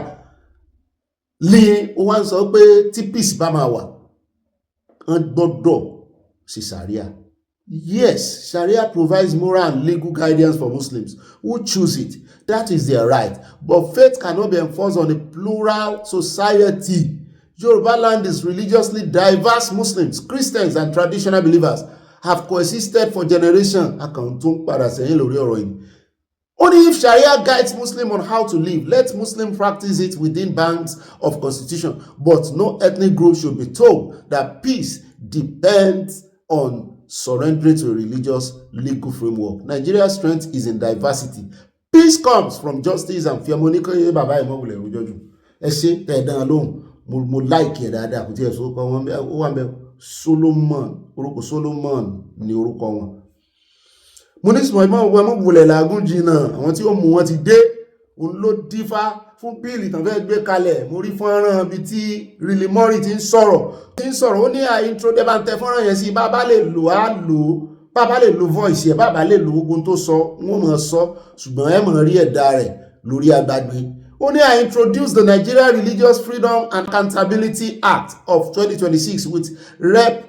Chris Smith to confront the brutal persecution of Christians in Nigeria. Only this legislation will hold radical Islamic terrorists accountable for pípa àwọn Kristẹni for their faith in Jesus Christ. I will never stop fighting for our persecuted brothers and sisters. Ó ní lórí ọ̀rọ̀ blasphemy àti Sharia yẹn náà ó láwọn ò ní kúnú. Mo ní bẹ́ẹ̀ ni mo ní bí Nàìjíríà ò bá ti tán wá ń bẹ̀rù bóyá torí political gimmicks tán ń bẹ̀rù àti gbé ogun lòdì sí wọn torí ààrẹ olódò dẹ̀ yìí ṣe ọmọ ẹ̀rù kì í ṣe ọmọ ojó akọni ni kò sẹ́ni tí ò lè gbéná ojú rẹ̀ ṣùgbọ́n ó dà pé wọ́n yín wọn lẹ́ẹ̀kan wọ́n tún fàtẹ́gùn sí ni torí wọ́n mọ̀ gba àwọn Amẹ́ríkà láàyè ẹ ti rí àwọn ọmọ ogun Amẹ́ríkà kan ti dé so lídé yìí ó ní àwọn gbèjà àwọn hàndú ẹ̀ káàrí olódò dẹ́rẹ̀ kan rè sùn àwọn hàndú ẹ̀ náà mi sí dùn ṣùgbọ́n lórí ọ̀rọ̀ tí Kwakwanso ẹjẹ́ agbọ́rọ̀ lẹ́nu ìkan lára àwọn tí ọ̀rọ̀ yìí díẹ̀ dáadáa ẹjẹ́ àkàngbò díẹ̀ lẹ́nu arábìnrin ẹjẹ́ agbọ́ díẹ̀ lẹ́nu arábìnrin kí USA náà ṣe àtúnṣe ibẹ̀ o tó bá jẹ́ wípé ọ̀rọ̀ Kwakwanso kó má fi ọ̀rọ̀ Kwakwanso tiẹ̀ ta mú o àwọn táwọn retí kan mú kan pe orúkọ wọn síta o pàápàá jùlọ àwọn sponsor bandit gangan ibẹ̀ nìkan ti bẹ̀rẹ̀ ẹjẹ́ sáré gbọ́rọ̀ lẹ́nu arábìnrin bá a bá paradì ká wá dé Àkúrẹ́. With our team, and I've captured it all over the place, on social media. But my perception of the whole thing is just, you can tell if you go through the entire document that this is simply malicious. On what basis it's simply do you say? Malicious, and like in your introduction, politically motivated. Well, that's what you say. That's what we say. I'm quoting what you say. That's correct. Right. Because the statement by the Kwankwasia movement, of which you are either directly or indirectly a part, describes the claims as unfounded. I mean, people would say, well, he would say that, wouldn't he? He's not going to come out and say, yep, that's what I'm guilty as charged. But has your team formally requested the evidentiary basis upon which his name was included in this bill? Yeah, definitely. We are not holding our hands. We have done so much in the back end, and possibly you'll be hearing from us. This is not the end of it, because we believe that it is politically motivated. That's correct. We also believe that it's very malicious. And if you look at that, but you don't have any evidence to support the fact that it's politically motivated. That's what I want to tell you. Right. Okay. If you look at the document thoroughly, and you will think, out of everything we have heard about terrorism, kidnapping, and so on and so forth in Nigeria, and you will have just one individual named in a bill that is that serious. I mean, it's just simple 1+1. But how exactly does that's it refer what we do to not him? understand, and that's what we No, don't. what I'm saying is that what is the language that is used for the benefit of our audience who may not have seen the document? Well, the fact of the matter is that, well, this document is about how many pages? Maybe 20 pages. Right. But I'm talking about the specific No, bits where it what I'm refers trying to him. say is Right. that if you want to, when you're looking at a bill, it has its different subsections Right. that leads to where you want your prayers, what you want as the consequences of the bills that you're presenting, and that is where his name was lumped up with some other organizations. Yes. The organizations that they cannot even, Allah, and so on and so forth. I don't want to do justice to all of that. Right. Nomadic, Fulani sort of, according to the document, nomadic Fulani sort of, if you like, terrorists. Well, whatever you want to call militants. Whatever they are declared to be called. But the fact of the matter that you have an individual that you have not in any shape or form aligned with these organizations, even in Nigeria, and all of a sudden it just appeared. What else can we call that if it's not malicious? Well, let me put it another way.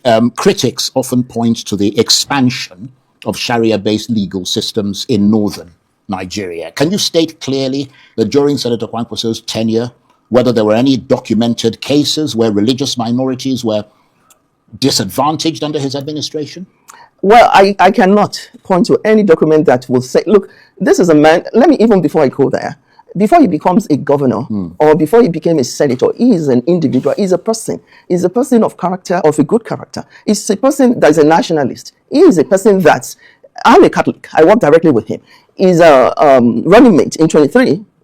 Is a Christian, and he's still a Christian, is a bishop. You know, some of his employees in his home and his businesses, they were Christians. So what I'm saying is, I have not seen anything and no indication whatsoever that would tell me that this person has anything to do with religious bigotry or terrorism. I would not associate with something of such. Then let me also say, if you look at that bill, he's talking about the fact that he originated, he's the first governor that has something to do with Sharia law, which is not correct.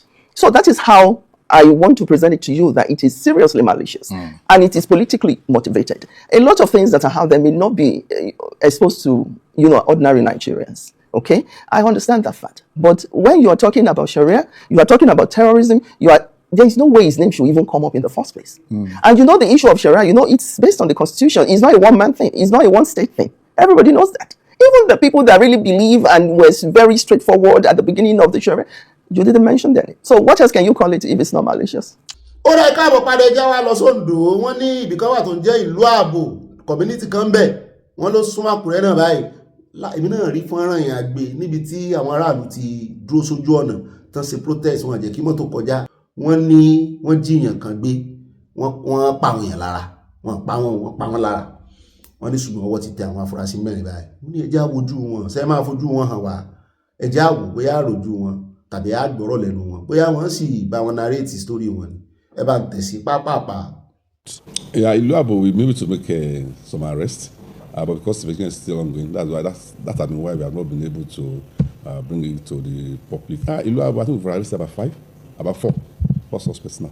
We have increased the number of personnel there, police personnel there, and we have even deployed some men who are operating covertly. To strengthen security across the Northern Senatorial District, the Commissioner said the command, in collaboration with other security agencies and non-state actors, has begun combing boundary communities and other vulnerable areas believed to be porous. And aside that, my men have embarked on bush combing in collaboration with other stakeholders, the non-state actors, the Amatekun, the Nigerian Forest Guards, the Vigilante, our Special General Police, IGP, for the very support that they've been giving us. I recall I mentioned that he gave us additional 1 unit of mobile, which of course we are deployed to all those border towns. This commissioner also urged residents of the state to always supply the command with necessary information that will lead to the arrest of criminals. Let me tell you that these suspects have been arrested. Before now, some hoodlums attacked Ilu Abo, and what happened was that the police acted swiftly and moved to the scene. During that period, there was a protest, but the police command was able to calm the people and tell them that they are in charge. So weeks after, these people were arrested, 4 of them, and they are currently being investigated. The police commissioner told us that the investigation is on, and there are certain things they don't want the people to know now, because you cannot divulge or tell the people about all the things you are doing, and so that others who are involved in these dastardly acts will also be arrested. And that is what the command is currently doing, to ensure that others who carried out this attack with other groups are arrested, and the police commissioner is also working on intelligence gathering with his men and other security agents so that they can team up to ensure that on those stages, peaceful and criminals are arrested at different local government areas of the state. ó dáa ní báyìí ká tó lọ sọ́dọ̀ bàbá Sunday Igboho ẹ jẹ́ á sáré dé ilé ẹjọ́ yìí ká kọ́kọ́ gbọ́ ìdí ilé ìgan ìròyìn rẹ̀ ò pọ̀ ẹ jẹ́ nǹkan sáré sọ lórí torí mo ti kà ẹ jẹ́ sáré délé ẹjọ́ níbi tá a ti gbé wọn ní Justice Igbos Att wọ́n ló ti withdraw ti rescue ara rẹ̀ from EFCC case against Malami. Mo ní kí ló ṣẹlẹ̀, wọ́n ní kò sọ nǹkan kan ju wípé òun ò sáṣe mọ́, wọ́n ní kò sọ nǹkan kan, kò give reason o nínú kéèsì 213 billion forfeiture case ó ló sọ pé òun ò ṣe mọ́, wọ́n ní personal reason. For personal reason mo ní sọ yẹ kí adájọ́ ṣe bẹ́ẹ̀, you rescue yourself, ṣé ẹ kojú òṣùwọ̀n nítumọ̀ ẹ̀ àbí ẹ tó gbangba sùn lọ yẹ, ṣé kò sí ìjìyà fún adájọ́ bẹ́ẹ̀? Ìjọba rán ń ṣe iṣẹ́ tó gbà tó fi ń gbowó oṣù, wọ́n wá ní oore ṣe àbítúmọ̀ ẹ̀ náà ni wípé o tó gbangba sùn lọ yóò tó ẹjọ́ yẹn dá. Ẹgbọ́ kí ló lè fà ẹ̀yin tẹ́ ẹ mọ òfin, àmọ́ lẹ́tọ̀ àti rescue ara wọn láì give reason, ó ní is a personal reason. Ó dáa o bóyá wọ́n ti kọwọ́, ọwọ́ lè ti kọwọ́ o. Ó dẹ̀ ẹjá tẹ̀síwájú, ẹjá wá lọ sí ọ̀dọ̀ Minister of Works Umahi. Ó lóun fẹ́ ṣàlàyé gbogbo ohun tá a rí nínú fídíò lánàá táwọn ń pariwo lé ara wọn lórí. Ó ní kò sẹ́ńtì ìṣàṣìṣe o, àwọn iṣẹ́ áńgẹ́lì o. Ministry of Works hold press meeting pé báwọn bá ṣàṣìṣe àwọn rẹ́dí àti túnṣe fún ọmọ Nàìjíríà, àwọn iṣẹ́ áńgẹ́lì o, pé ṣùgbọ́n ẹ lè tàbùkù àwọn. Ẹ bá ń tẹ̀sí ẹjá gbọ́n tó sọ. Number one is to draw the attention of the public to massive vandalization of our critical infrastructure all over the country. And this becomes necessary because whether it is fault finding or being sympathetic with us, whichever, we have a duty to make clarification. The coastal road flooding that is being circulated, the people are being half with the truth. Within that location that this is being circulated, you can see massive refuse. I was in Lagos 2 weeks ago to address that, and it's a daily fight. And I thank the governor and the people, government of Lagos State for the assistance, and the commissioner of police. They have massively deployed, within the coastal route to check vandalization. As we speak now, and I want the public to go and see it, the fence we have done to protect the coastal road is being destroyed by people. The green, the barbed wire we put to expose the beauty of the coastal, road in a number of sections are being cut and taken by people. In Shagamore that we are walking, the width of our road is 12 meters. And so the paper that is laying 9 meters. So there is still 3 meters to be laid. And so there is a connecting bar, we call it barrier bars. And this bars no more than 1 meter. And people go there and cut it. We've shown this on the, to the media. And so the flooding of the coastal highway was because that our underground channel were blocked with refuse. And this is the basic reason why we even have flooding in most cases in Lagos, where people carry their daily refuse and then put it inside the manhole. I think the public has a duty to checkmate these things. The public should know that no human being on earth is doing anything in perfect order. And so there is no need of people, looking for faults, because you will definitely find fault if that program is being executed by a human being. The Minister of Works is doing everything possible within the limit of our ability and our conscience to ensure that there is value for money and that we do everything to address the yearnings and concerns of our people as far as the road infrastructure is concerned. And for this, we thank the President very, very highly, because the President inherited very terrible state of our roads and bridges. And I've asked anybody to show me any road in this country that, was constructed before now and lasted for 10 years. And that's why the president has introduced, reinforced concrete technology to address this menace, where the roads we build now or we building now will last between 50 and 100 years. And this is very important. We do not desire that heavy trucks and vehicles will be parking on our roads and bridges. Roads and bridges are never designed for static loads. We're asking for trouble by allowing, vehicles and big trucks and small trucks to be parking on our bridges.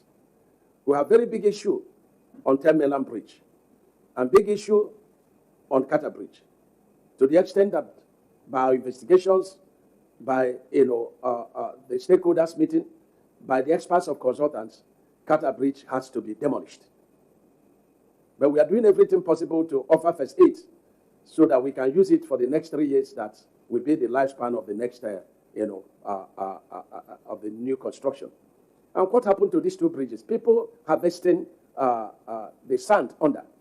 ó rà wá tó tónu mínísítà yìí náà lẹ́ti gbọ́ yẹn wípé èèyàn ní gbogbo wa o àìmọ̀ rìn kórìmọ́ mi wípé wá ti jẹ́ èèyàn ló wà ní project ẹ mọ̀ retí mistake o bẹ́ẹ̀ náà ló ṣe àtótónu wípé fọ́nrán kan tán pín lẹ́nujọ́ mẹ́ta yìí lórí Coastal Road Lagos to Calabar tí omíyalé àgbàrá ya ṣọ́ọ̀bù ó ní dọ̀tí Èkó ní òmu ló tún fi kó bẹ́ẹ̀kọ́ wọ́n fi dọ̀tí ṣèkó ni Coastal Road tuntun tán tí ìjà tí a rọ̀bà brand new ìdọ̀tí ti kún gbogbo abẹ́ wọ́n rí àyá ní ká mọ̀ bú Èkó wípé àwọn náà sí ojúṣe wọ́n ṣe ná dúró owó tó bẹ́ẹ̀ yẹn sórí títì léyà tó yẹn tẹ́ ẹ ní títì ó last fún 50 years 100 years ẹ wà á lè ṣe underground gutter ẹ wá wo gutter bí nǹkan ò gbọ́dọ̀ jà bẹ́ẹ̀ lọ́wọ́ èèyàn ó tí ẹ lè rí wọ́n bó owó ẹ ní ṣùgbọ́n àwọn ibìkan wà tán rọra fi kíní irin tán fi gáàdì àwọn irin tí ó máa ń níhò tí nǹkan bá jábọ́ bẹ́ẹ̀ ó pe kíní ni ó pe àwọn emergency tán wà bọ́ yọ ni ó sì sanwó kí ló dé tẹ́ ẹ̀ lè ṣe underground tó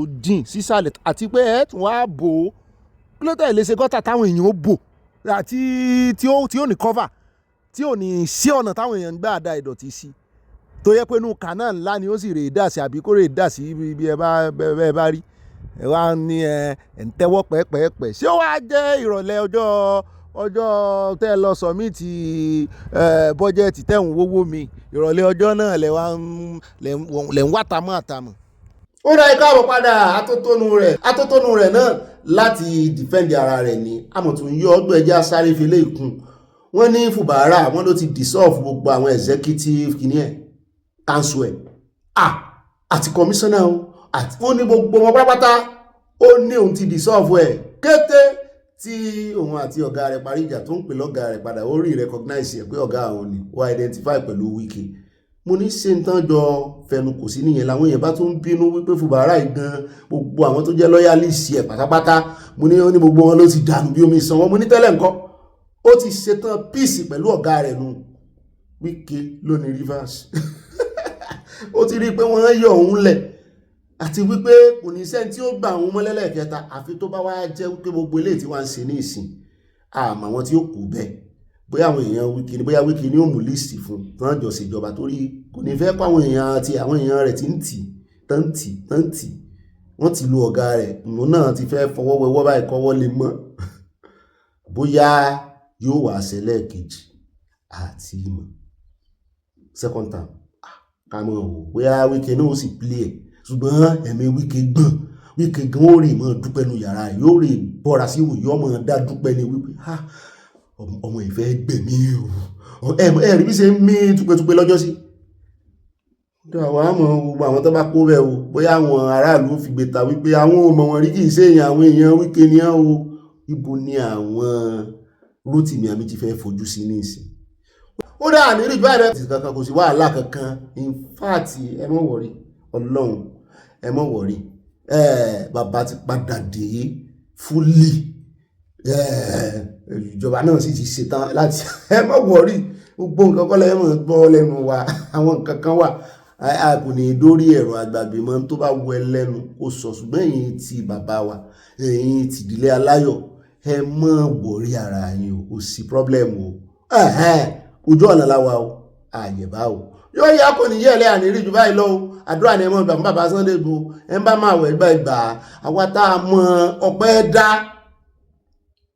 mẹ́ta lọ̀kan lọ́lọ́run ọlọ́run bàbá ọlọ́run ọmọ ọlọ́run ẹ̀mí mímọ́ àwẹ̀ àdúrà àtọpẹ́ ìǹkẹ́ ọpẹ́ làwà wà àdúrà yín sì gbọ́dọ̀ gbà àwẹ̀ yín gbọ́dọ̀ wọlé àṣẹ kí ọpẹ́ tiwa náà lè kù sọ́sọ́ bí ó ṣe rínu o à ń fọwọ́ wẹwọ́ kọwọ́ lè mọ́ ni yóò yá pọ̀ ní yẹ́lẹ̀ àrùn rí bara wa sí o àfipàdé ẹjá fipàdé sọ́la láti ọlọ́run ní mújọ́ pàdé òun náà ni mọ́ mú wa rí kò sì ní fi álẹ̀ ayọ̀wọ́ ọmọ ọkùnrin àní níbànújẹ́ o apó ewu ọmọ o ẹ̀pọ̀ ọwọ́ lómi o ẹnu nìkan lọ́mọ fi jọ mi o méjì yòókù bàbá búrẹ́dì àti bàbá mi akínyẹmí òní àti bàbá mi adésínà ọ̀làdẹ́yìndé àwọn lọmọ jọ wọ́n ti ẹ̀ ní kan fàtà ń pa kò jọ báyìí mi rí ọlọ́run sí àyà nìkan náà fẹ́ kán rẹ́jọ ọmọ ọ̀gá ẹlẹ́yà bó ló ṣe ajẹ́ sán dá ọkọ̀ jánú oyún ni mọ́ mi fún mi fun mate mọ́ mi fún mi yọ yẹ yín kò ní yẹ ẹlẹ́ fún mi pọ̀ lọ́dọ̀ mi fún mi lẹ́lẹ́yà náà ń jẹ mọ́ mi fún mi bílò náà wà mí mọ́ mi fún mi lọ́lá tán fẹ́ rí sọ òmùgọ̀ àwọn náà wà bí fún mi pọ̀ lọ́wọ́ mi yọ yọ ogun yín wò ní wáyé tí o ẹni tí èmi ń gbẹ òtítọ́ yóò tó lọ God bless you àyà kí ló ní fún wa àbùsí rẹ pọ̀ kódà àyà kí ló ní fún wa nínú abala ẹ̀ńbára yìí ló ti ń gbé gbogbo ọ̀rọ̀ tá à ń sọ ògiri létí àmọ́ sọ́ńdà kọ̀ọ̀kan wò fẹ́ kí mọ̀mọ́ wa Abọ́láńlé Ògúndọ̀lá àgbẹ̀ gbogbo ọ̀rọ̀ wa náà làwọn máa ń sọ fún àyà ẹ̀wọ̀n pa àyà lọ́kọ̀ wọn àwọn ti parí ìròyìn ẹjẹ́ máa ń lọ lé àfàyọ̀ pàdé lọ́la láti ọlọ́ Èdùmàrè ẹjẹ́ rí ìbá àyà mọ́ mi mo dúpẹ́ Táíwò àwa aráàyè o mọ́ mi mo dúpẹ́ Wílà mọ́ mi Dọlápọ̀ wọn ò rí kọ́mẹ́ǹtì yín o wọn ò rí o ẹ̀yin lẹ ní wọn ò ka kọ́mẹ́ǹtì wọn ò rí o. kódà o ẹ ṣeun ọ̀gá mi nínú Abala Ẹ̀ńbára ètò ní ká tó lọ sínú ìròyìn gbáǹkọ́gbì tòní ànípẹ́ rárá torí àti pẹ́ nínú ìròyìn ọ̀rẹ́ di ìròyìn tòní kan kẹsẹ̀ ràgò ní ẹjẹ́ sáré dé ọ̀dọ̀ INEC chairman náà ti ganu sí mike wọ́n ti ṣe media chat wọ́n ti bá ọmọ Nàìjíríà sọ̀rọ̀ mú ní gbogbo wọn sàn ganu sí mike lẹ́yìn ìgbà tí wọ́n fara hàn wọ́n fojú hàn ní ọ̀dọ̀ àwọn ọmọlẹ́gbìmọ̀ asòfin lórí ọ̀rọ̀ bọ́jẹ́ẹ̀tì lórí ọ̀rọ̀ déètì tán wá mú wọ́n ní ẹ máa fọkàn sí next year February 2027 by the 20th on the 20th of February February 20 òyìnbó iná ṣá 2027 wọ́n ní òní ìdìbò bẹ̀rẹ̀ bó ti ẹ̀ jẹ́ pé kì í sọjọ́ kan náà ní gbogbo ẹ̀ fọ́ọ̀sì àwọn ọmọ Nàìjíríà kọ́kọ́ pa yẹn láriwo náà wípé kí ló dé tẹ̀ fi sọjọ́ kan náà bẹ́ẹ̀ ni ìkan nínú àwọn agbèfọ́ba abániṣiṣẹ́pọ̀ Muhammadu Buhari late Muhammadu Buhari tó jẹ́ former special adviser Bashir rí máa pariwo gan tọ́rọ̀ bá ti di ọ̀rọ̀ àwọn Haúsá Fúlàní tó bá ti dọ̀rọ̀ àwọn Mùsùlùmí àwọn gbọ́ ariwo rẹ̀ ó tún ti pariwo wípé bóun náà ṣe mọ́ ọ̀dì 20 February wípé ó bọ́ sí ọjọ́ ààwẹ̀ pé àwọn ọmọ gba ààwẹ̀ bọ́n ṣe bẹ̀rẹ̀ ààwẹ̀ ní ìsìn pé mo ní sẹ́ẹ̀ tí mọ́sù lọ́dọ̀ oṣù ọdún tí ń bọ̀ ní oṣù ààwẹ̀ sẹ́ẹ̀ ti rí oṣù ni bẹ́ẹ̀ bá lè rọ́ṣù ní máàṣì kọ́ wọ́n ní wọn èròṣù máàṣì kí wàá ní ṣe torí ààwẹ̀ àìmọye àwọn countries tó jẹ́ wípé nínú ààwẹ̀ wọn dìbò tó sì jẹ́ Muslim country ni wọ́n à ń bèlè tà ṣe Nàìjíríà tó jẹ́ pé secular country ṣùgbọ́n lọ́dọ̀ àwọn Haúsá Muslim country Nàìjíríà ṣùgbọ́n lọ́dọ̀ tiwa àtọ̀pọ̀lọpọ̀ àwọn èèyàn secular country ni ó dáa kán wá tún lọ sún sọ́jọ́ mi ní ìsìn kán sún sí March àbí April parí àwẹ̀ March kọ́lẹ́ parí àwẹ̀ báwọn kán wá sún sí April ṣé kí àwọn kìrìsìtẹ́nì náà pariwo pé torí àwẹ̀ o ó sì ṣe àwọn oníṣẹ̀ṣe ìgbà àwẹ̀ tiwọn kán náà wá lọ́dún kan kán tún ní ẹ̀sùn náà ni ìgbóhùn náà wá fẹ́ ṣèdìbò rí wípé religious ti fún àwọn arábí ń fún ẹjá kò lórí ọ̀rọ̀ wọn ẹjá wá rí Ọ̀yọ́ state Ṣèyí Mákindé ti ṣe bẹ́ẹ̀. ní báyìí alábọ̀ ọ̀tá.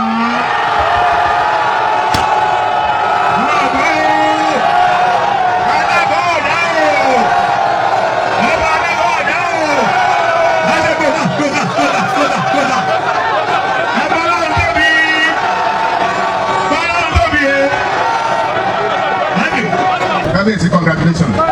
ẹ̀yin ọmọ ọlọ́gbọ̀dọ̀ ẹ dákun wọ́n ní ẹgbẹ́ bá òbí lájà bàbá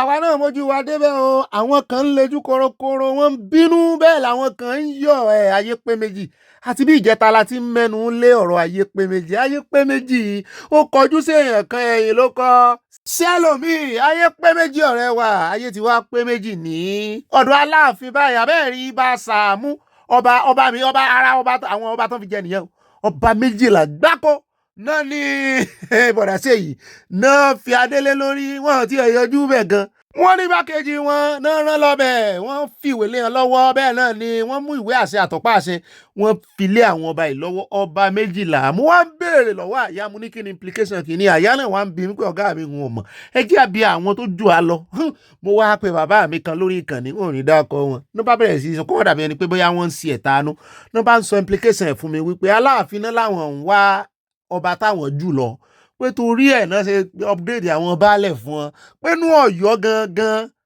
the same Ọ̀yọ́ gbogbo Ọ̀yọ́ wọn nínú Ọ̀yọ́ náà jọ wà o gbogbo àwọn ọba yẹn jọ wà o wọ́n ní wọ́n ń rọ̀ ọmọ pé ránṣẹ́ wọ́n ti ráwọn èèyàn tó ń sọba lé lórí nìyẹn sódà wọn ní rójúráyà àti mọ́ jàjà èmi mo jù ọ lọ beyond his territory Ìbàdàn yìí ṣe territory wọn Ifẹ̀ yìí ṣe territory wọn ọjọ́ tí wọ́n bá wá fẹ́ wá represent ọgbà àwọn ọba yòókù pé kán yọjú sí Ìbàdàn Olúbàdàn ó gbà wọ́n lálejò ńgbà náà gẹ́gẹ́ bí chairman of gbogbo àwọn lọ́balọ́ba pé bọ́ bá sì kọ̀ tán wà pé wọ́n rí èèyàn ràn lára àwọn ọba tuntun àmúní intense yóò dáa o wọ́n ní mọ́ sọ bẹ́ẹ̀ mọ́ kí mọ́ lo diplomacy lórí eléyìí o pé kì í ṣe ọ̀rọ̀ politics lásán mo ní sẹ́mìlẹ̀ wá sọ di ibà diplomacy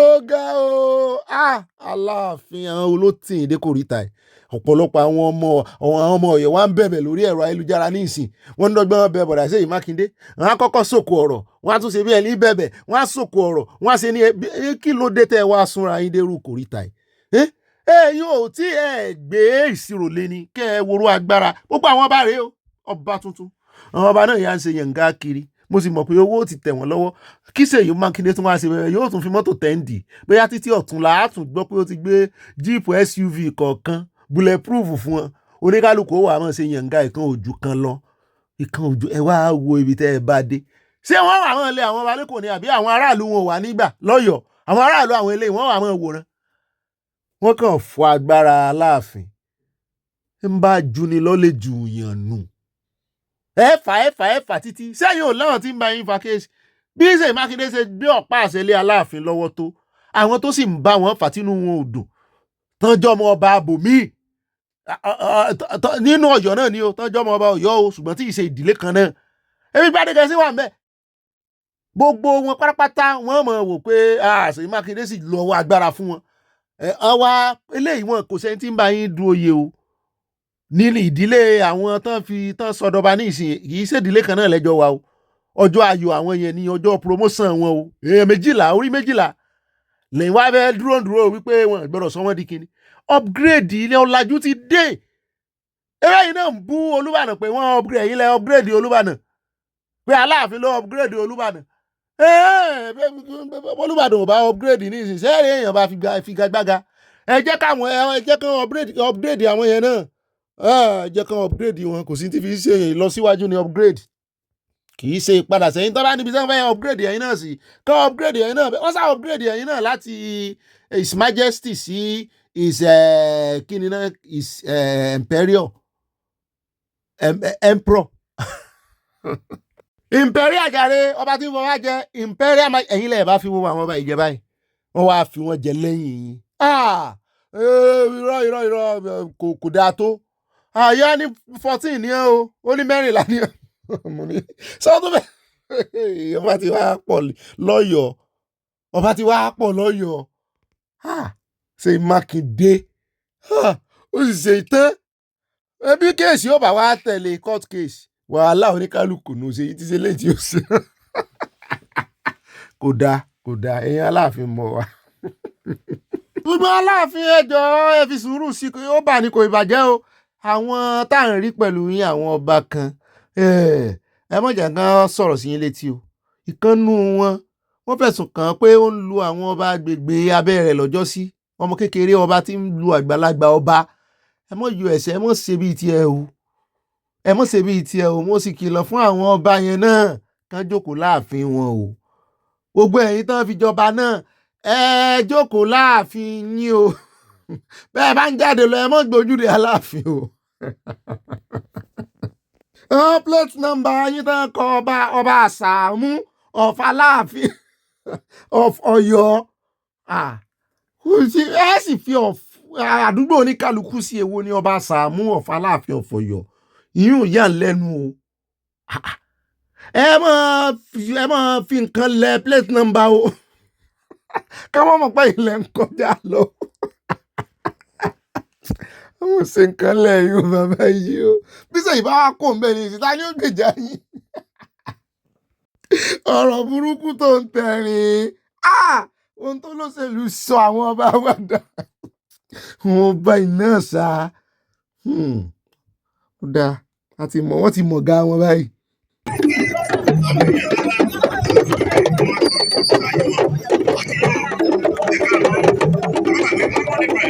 Joining us here today.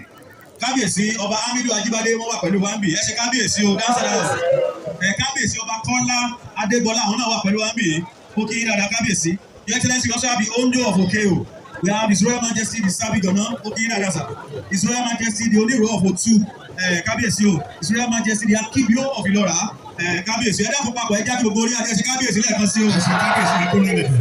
Your Excellency is our Royal Father's distinguished guests. We'll go straight to the next agenda, and I have a welcome address to be delivered by the Honorable Commissioner for Local Government and Chieftaincy Matters, Chief Ademola Ojo, according to Ijaya worldwide.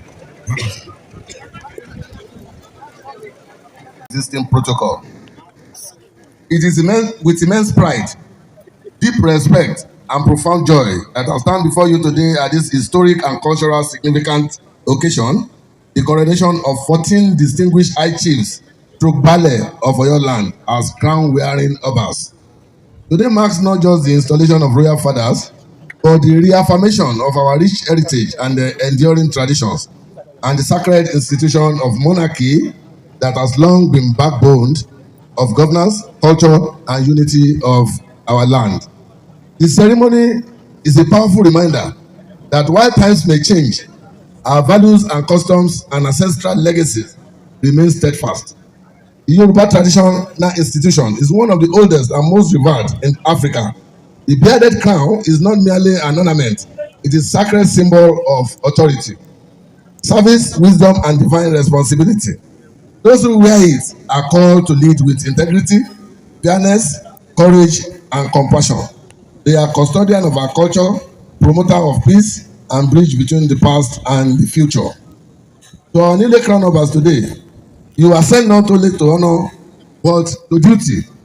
Your people look up to you for guidance, stability, and development. Ẹ wo àníní ìjọba ń lọ àwọn tí wọ́n yan ọ̀wọ́ adé síbẹ̀ náà rè àwọn rè tí tó ń bá Ṣèyí gómìnà Ọ̀yọ́ tó ń bá wọn ṣiṣẹ́ pọ̀ for chieftaincy matter ìbò náà ni kó mọ̀ ká lé náà ṣàgbọ́dẹ gba bí Ṣèyí Mákindé bí ọlọ́yọ̀ọ́ ìyẹn Aláàfin of Ọ̀yọ́ bọ́n ṣe dórí oyè ọba Akeem Ọwọ́adé àwọn tí Ọlọ́run lò fún wọn rè Ọlọ́run bá wá lo àwọn eléyìí náà fáwọn míì tó bí ojú bẹ́ẹ̀ lọ́ba tí ò bá wá bí lónìí tán fìwé pé tó ní òun ò fẹ́ gbèsè ẹ̀yìn Ṣèyí Mákindé ẹ̀yìn Aláàfin lòun ó gbèsè tó ti gbà pé àti Aláàfin àtòun náà Ṣèyí Mákindé ni Ọlọ́run lò fún gbogbo wọn ó lè wọ́n gba sálárì o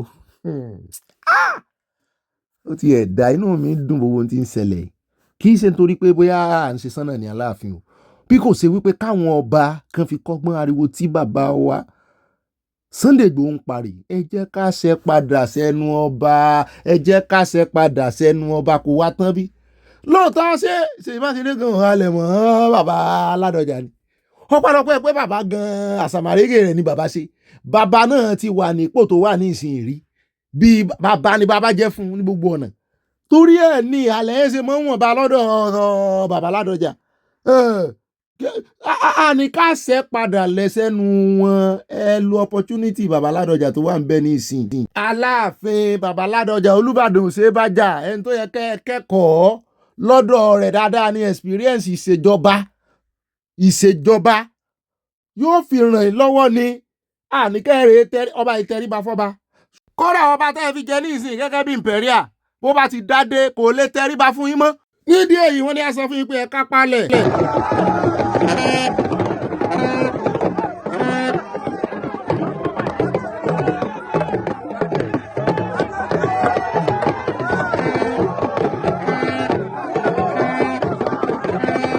ijó wípé mi ò rán èèyàn ni bàbá ń jó àwọn ò rán yín iṣẹ́ àwọn náà ń fi yàn joyè ọ̀tún ìyálájé of Ọ̀yọ́ àmúní àyà ìwọ ló ṣe mistake ọ̀tún ìyálájé of Yorùbá land ló gbọ́dọ̀ jẹ́ wọ́n ti ní gbogbo ìtàn bá jẹ lọ́yọ̀ọ́ Yorùbá land ni yóò sì wá jẹ́ ọ̀tún ìyálájé wọ́n lọ́tún ìyálájé of Ọ̀yọ́ ni o bàbá ò rán yín o wọ́n ní pàkó ògbọ́sùtì eré ẹlẹ́gàn ló bàjẹ́ bàbá ń jó bàbá ẹsẹ̀ ń kọ́ ijó yìí ni o kò tí ì mọ́ra kẹ́ ẹ pẹ́ bàbá lórí àpèrè bàbá yín o.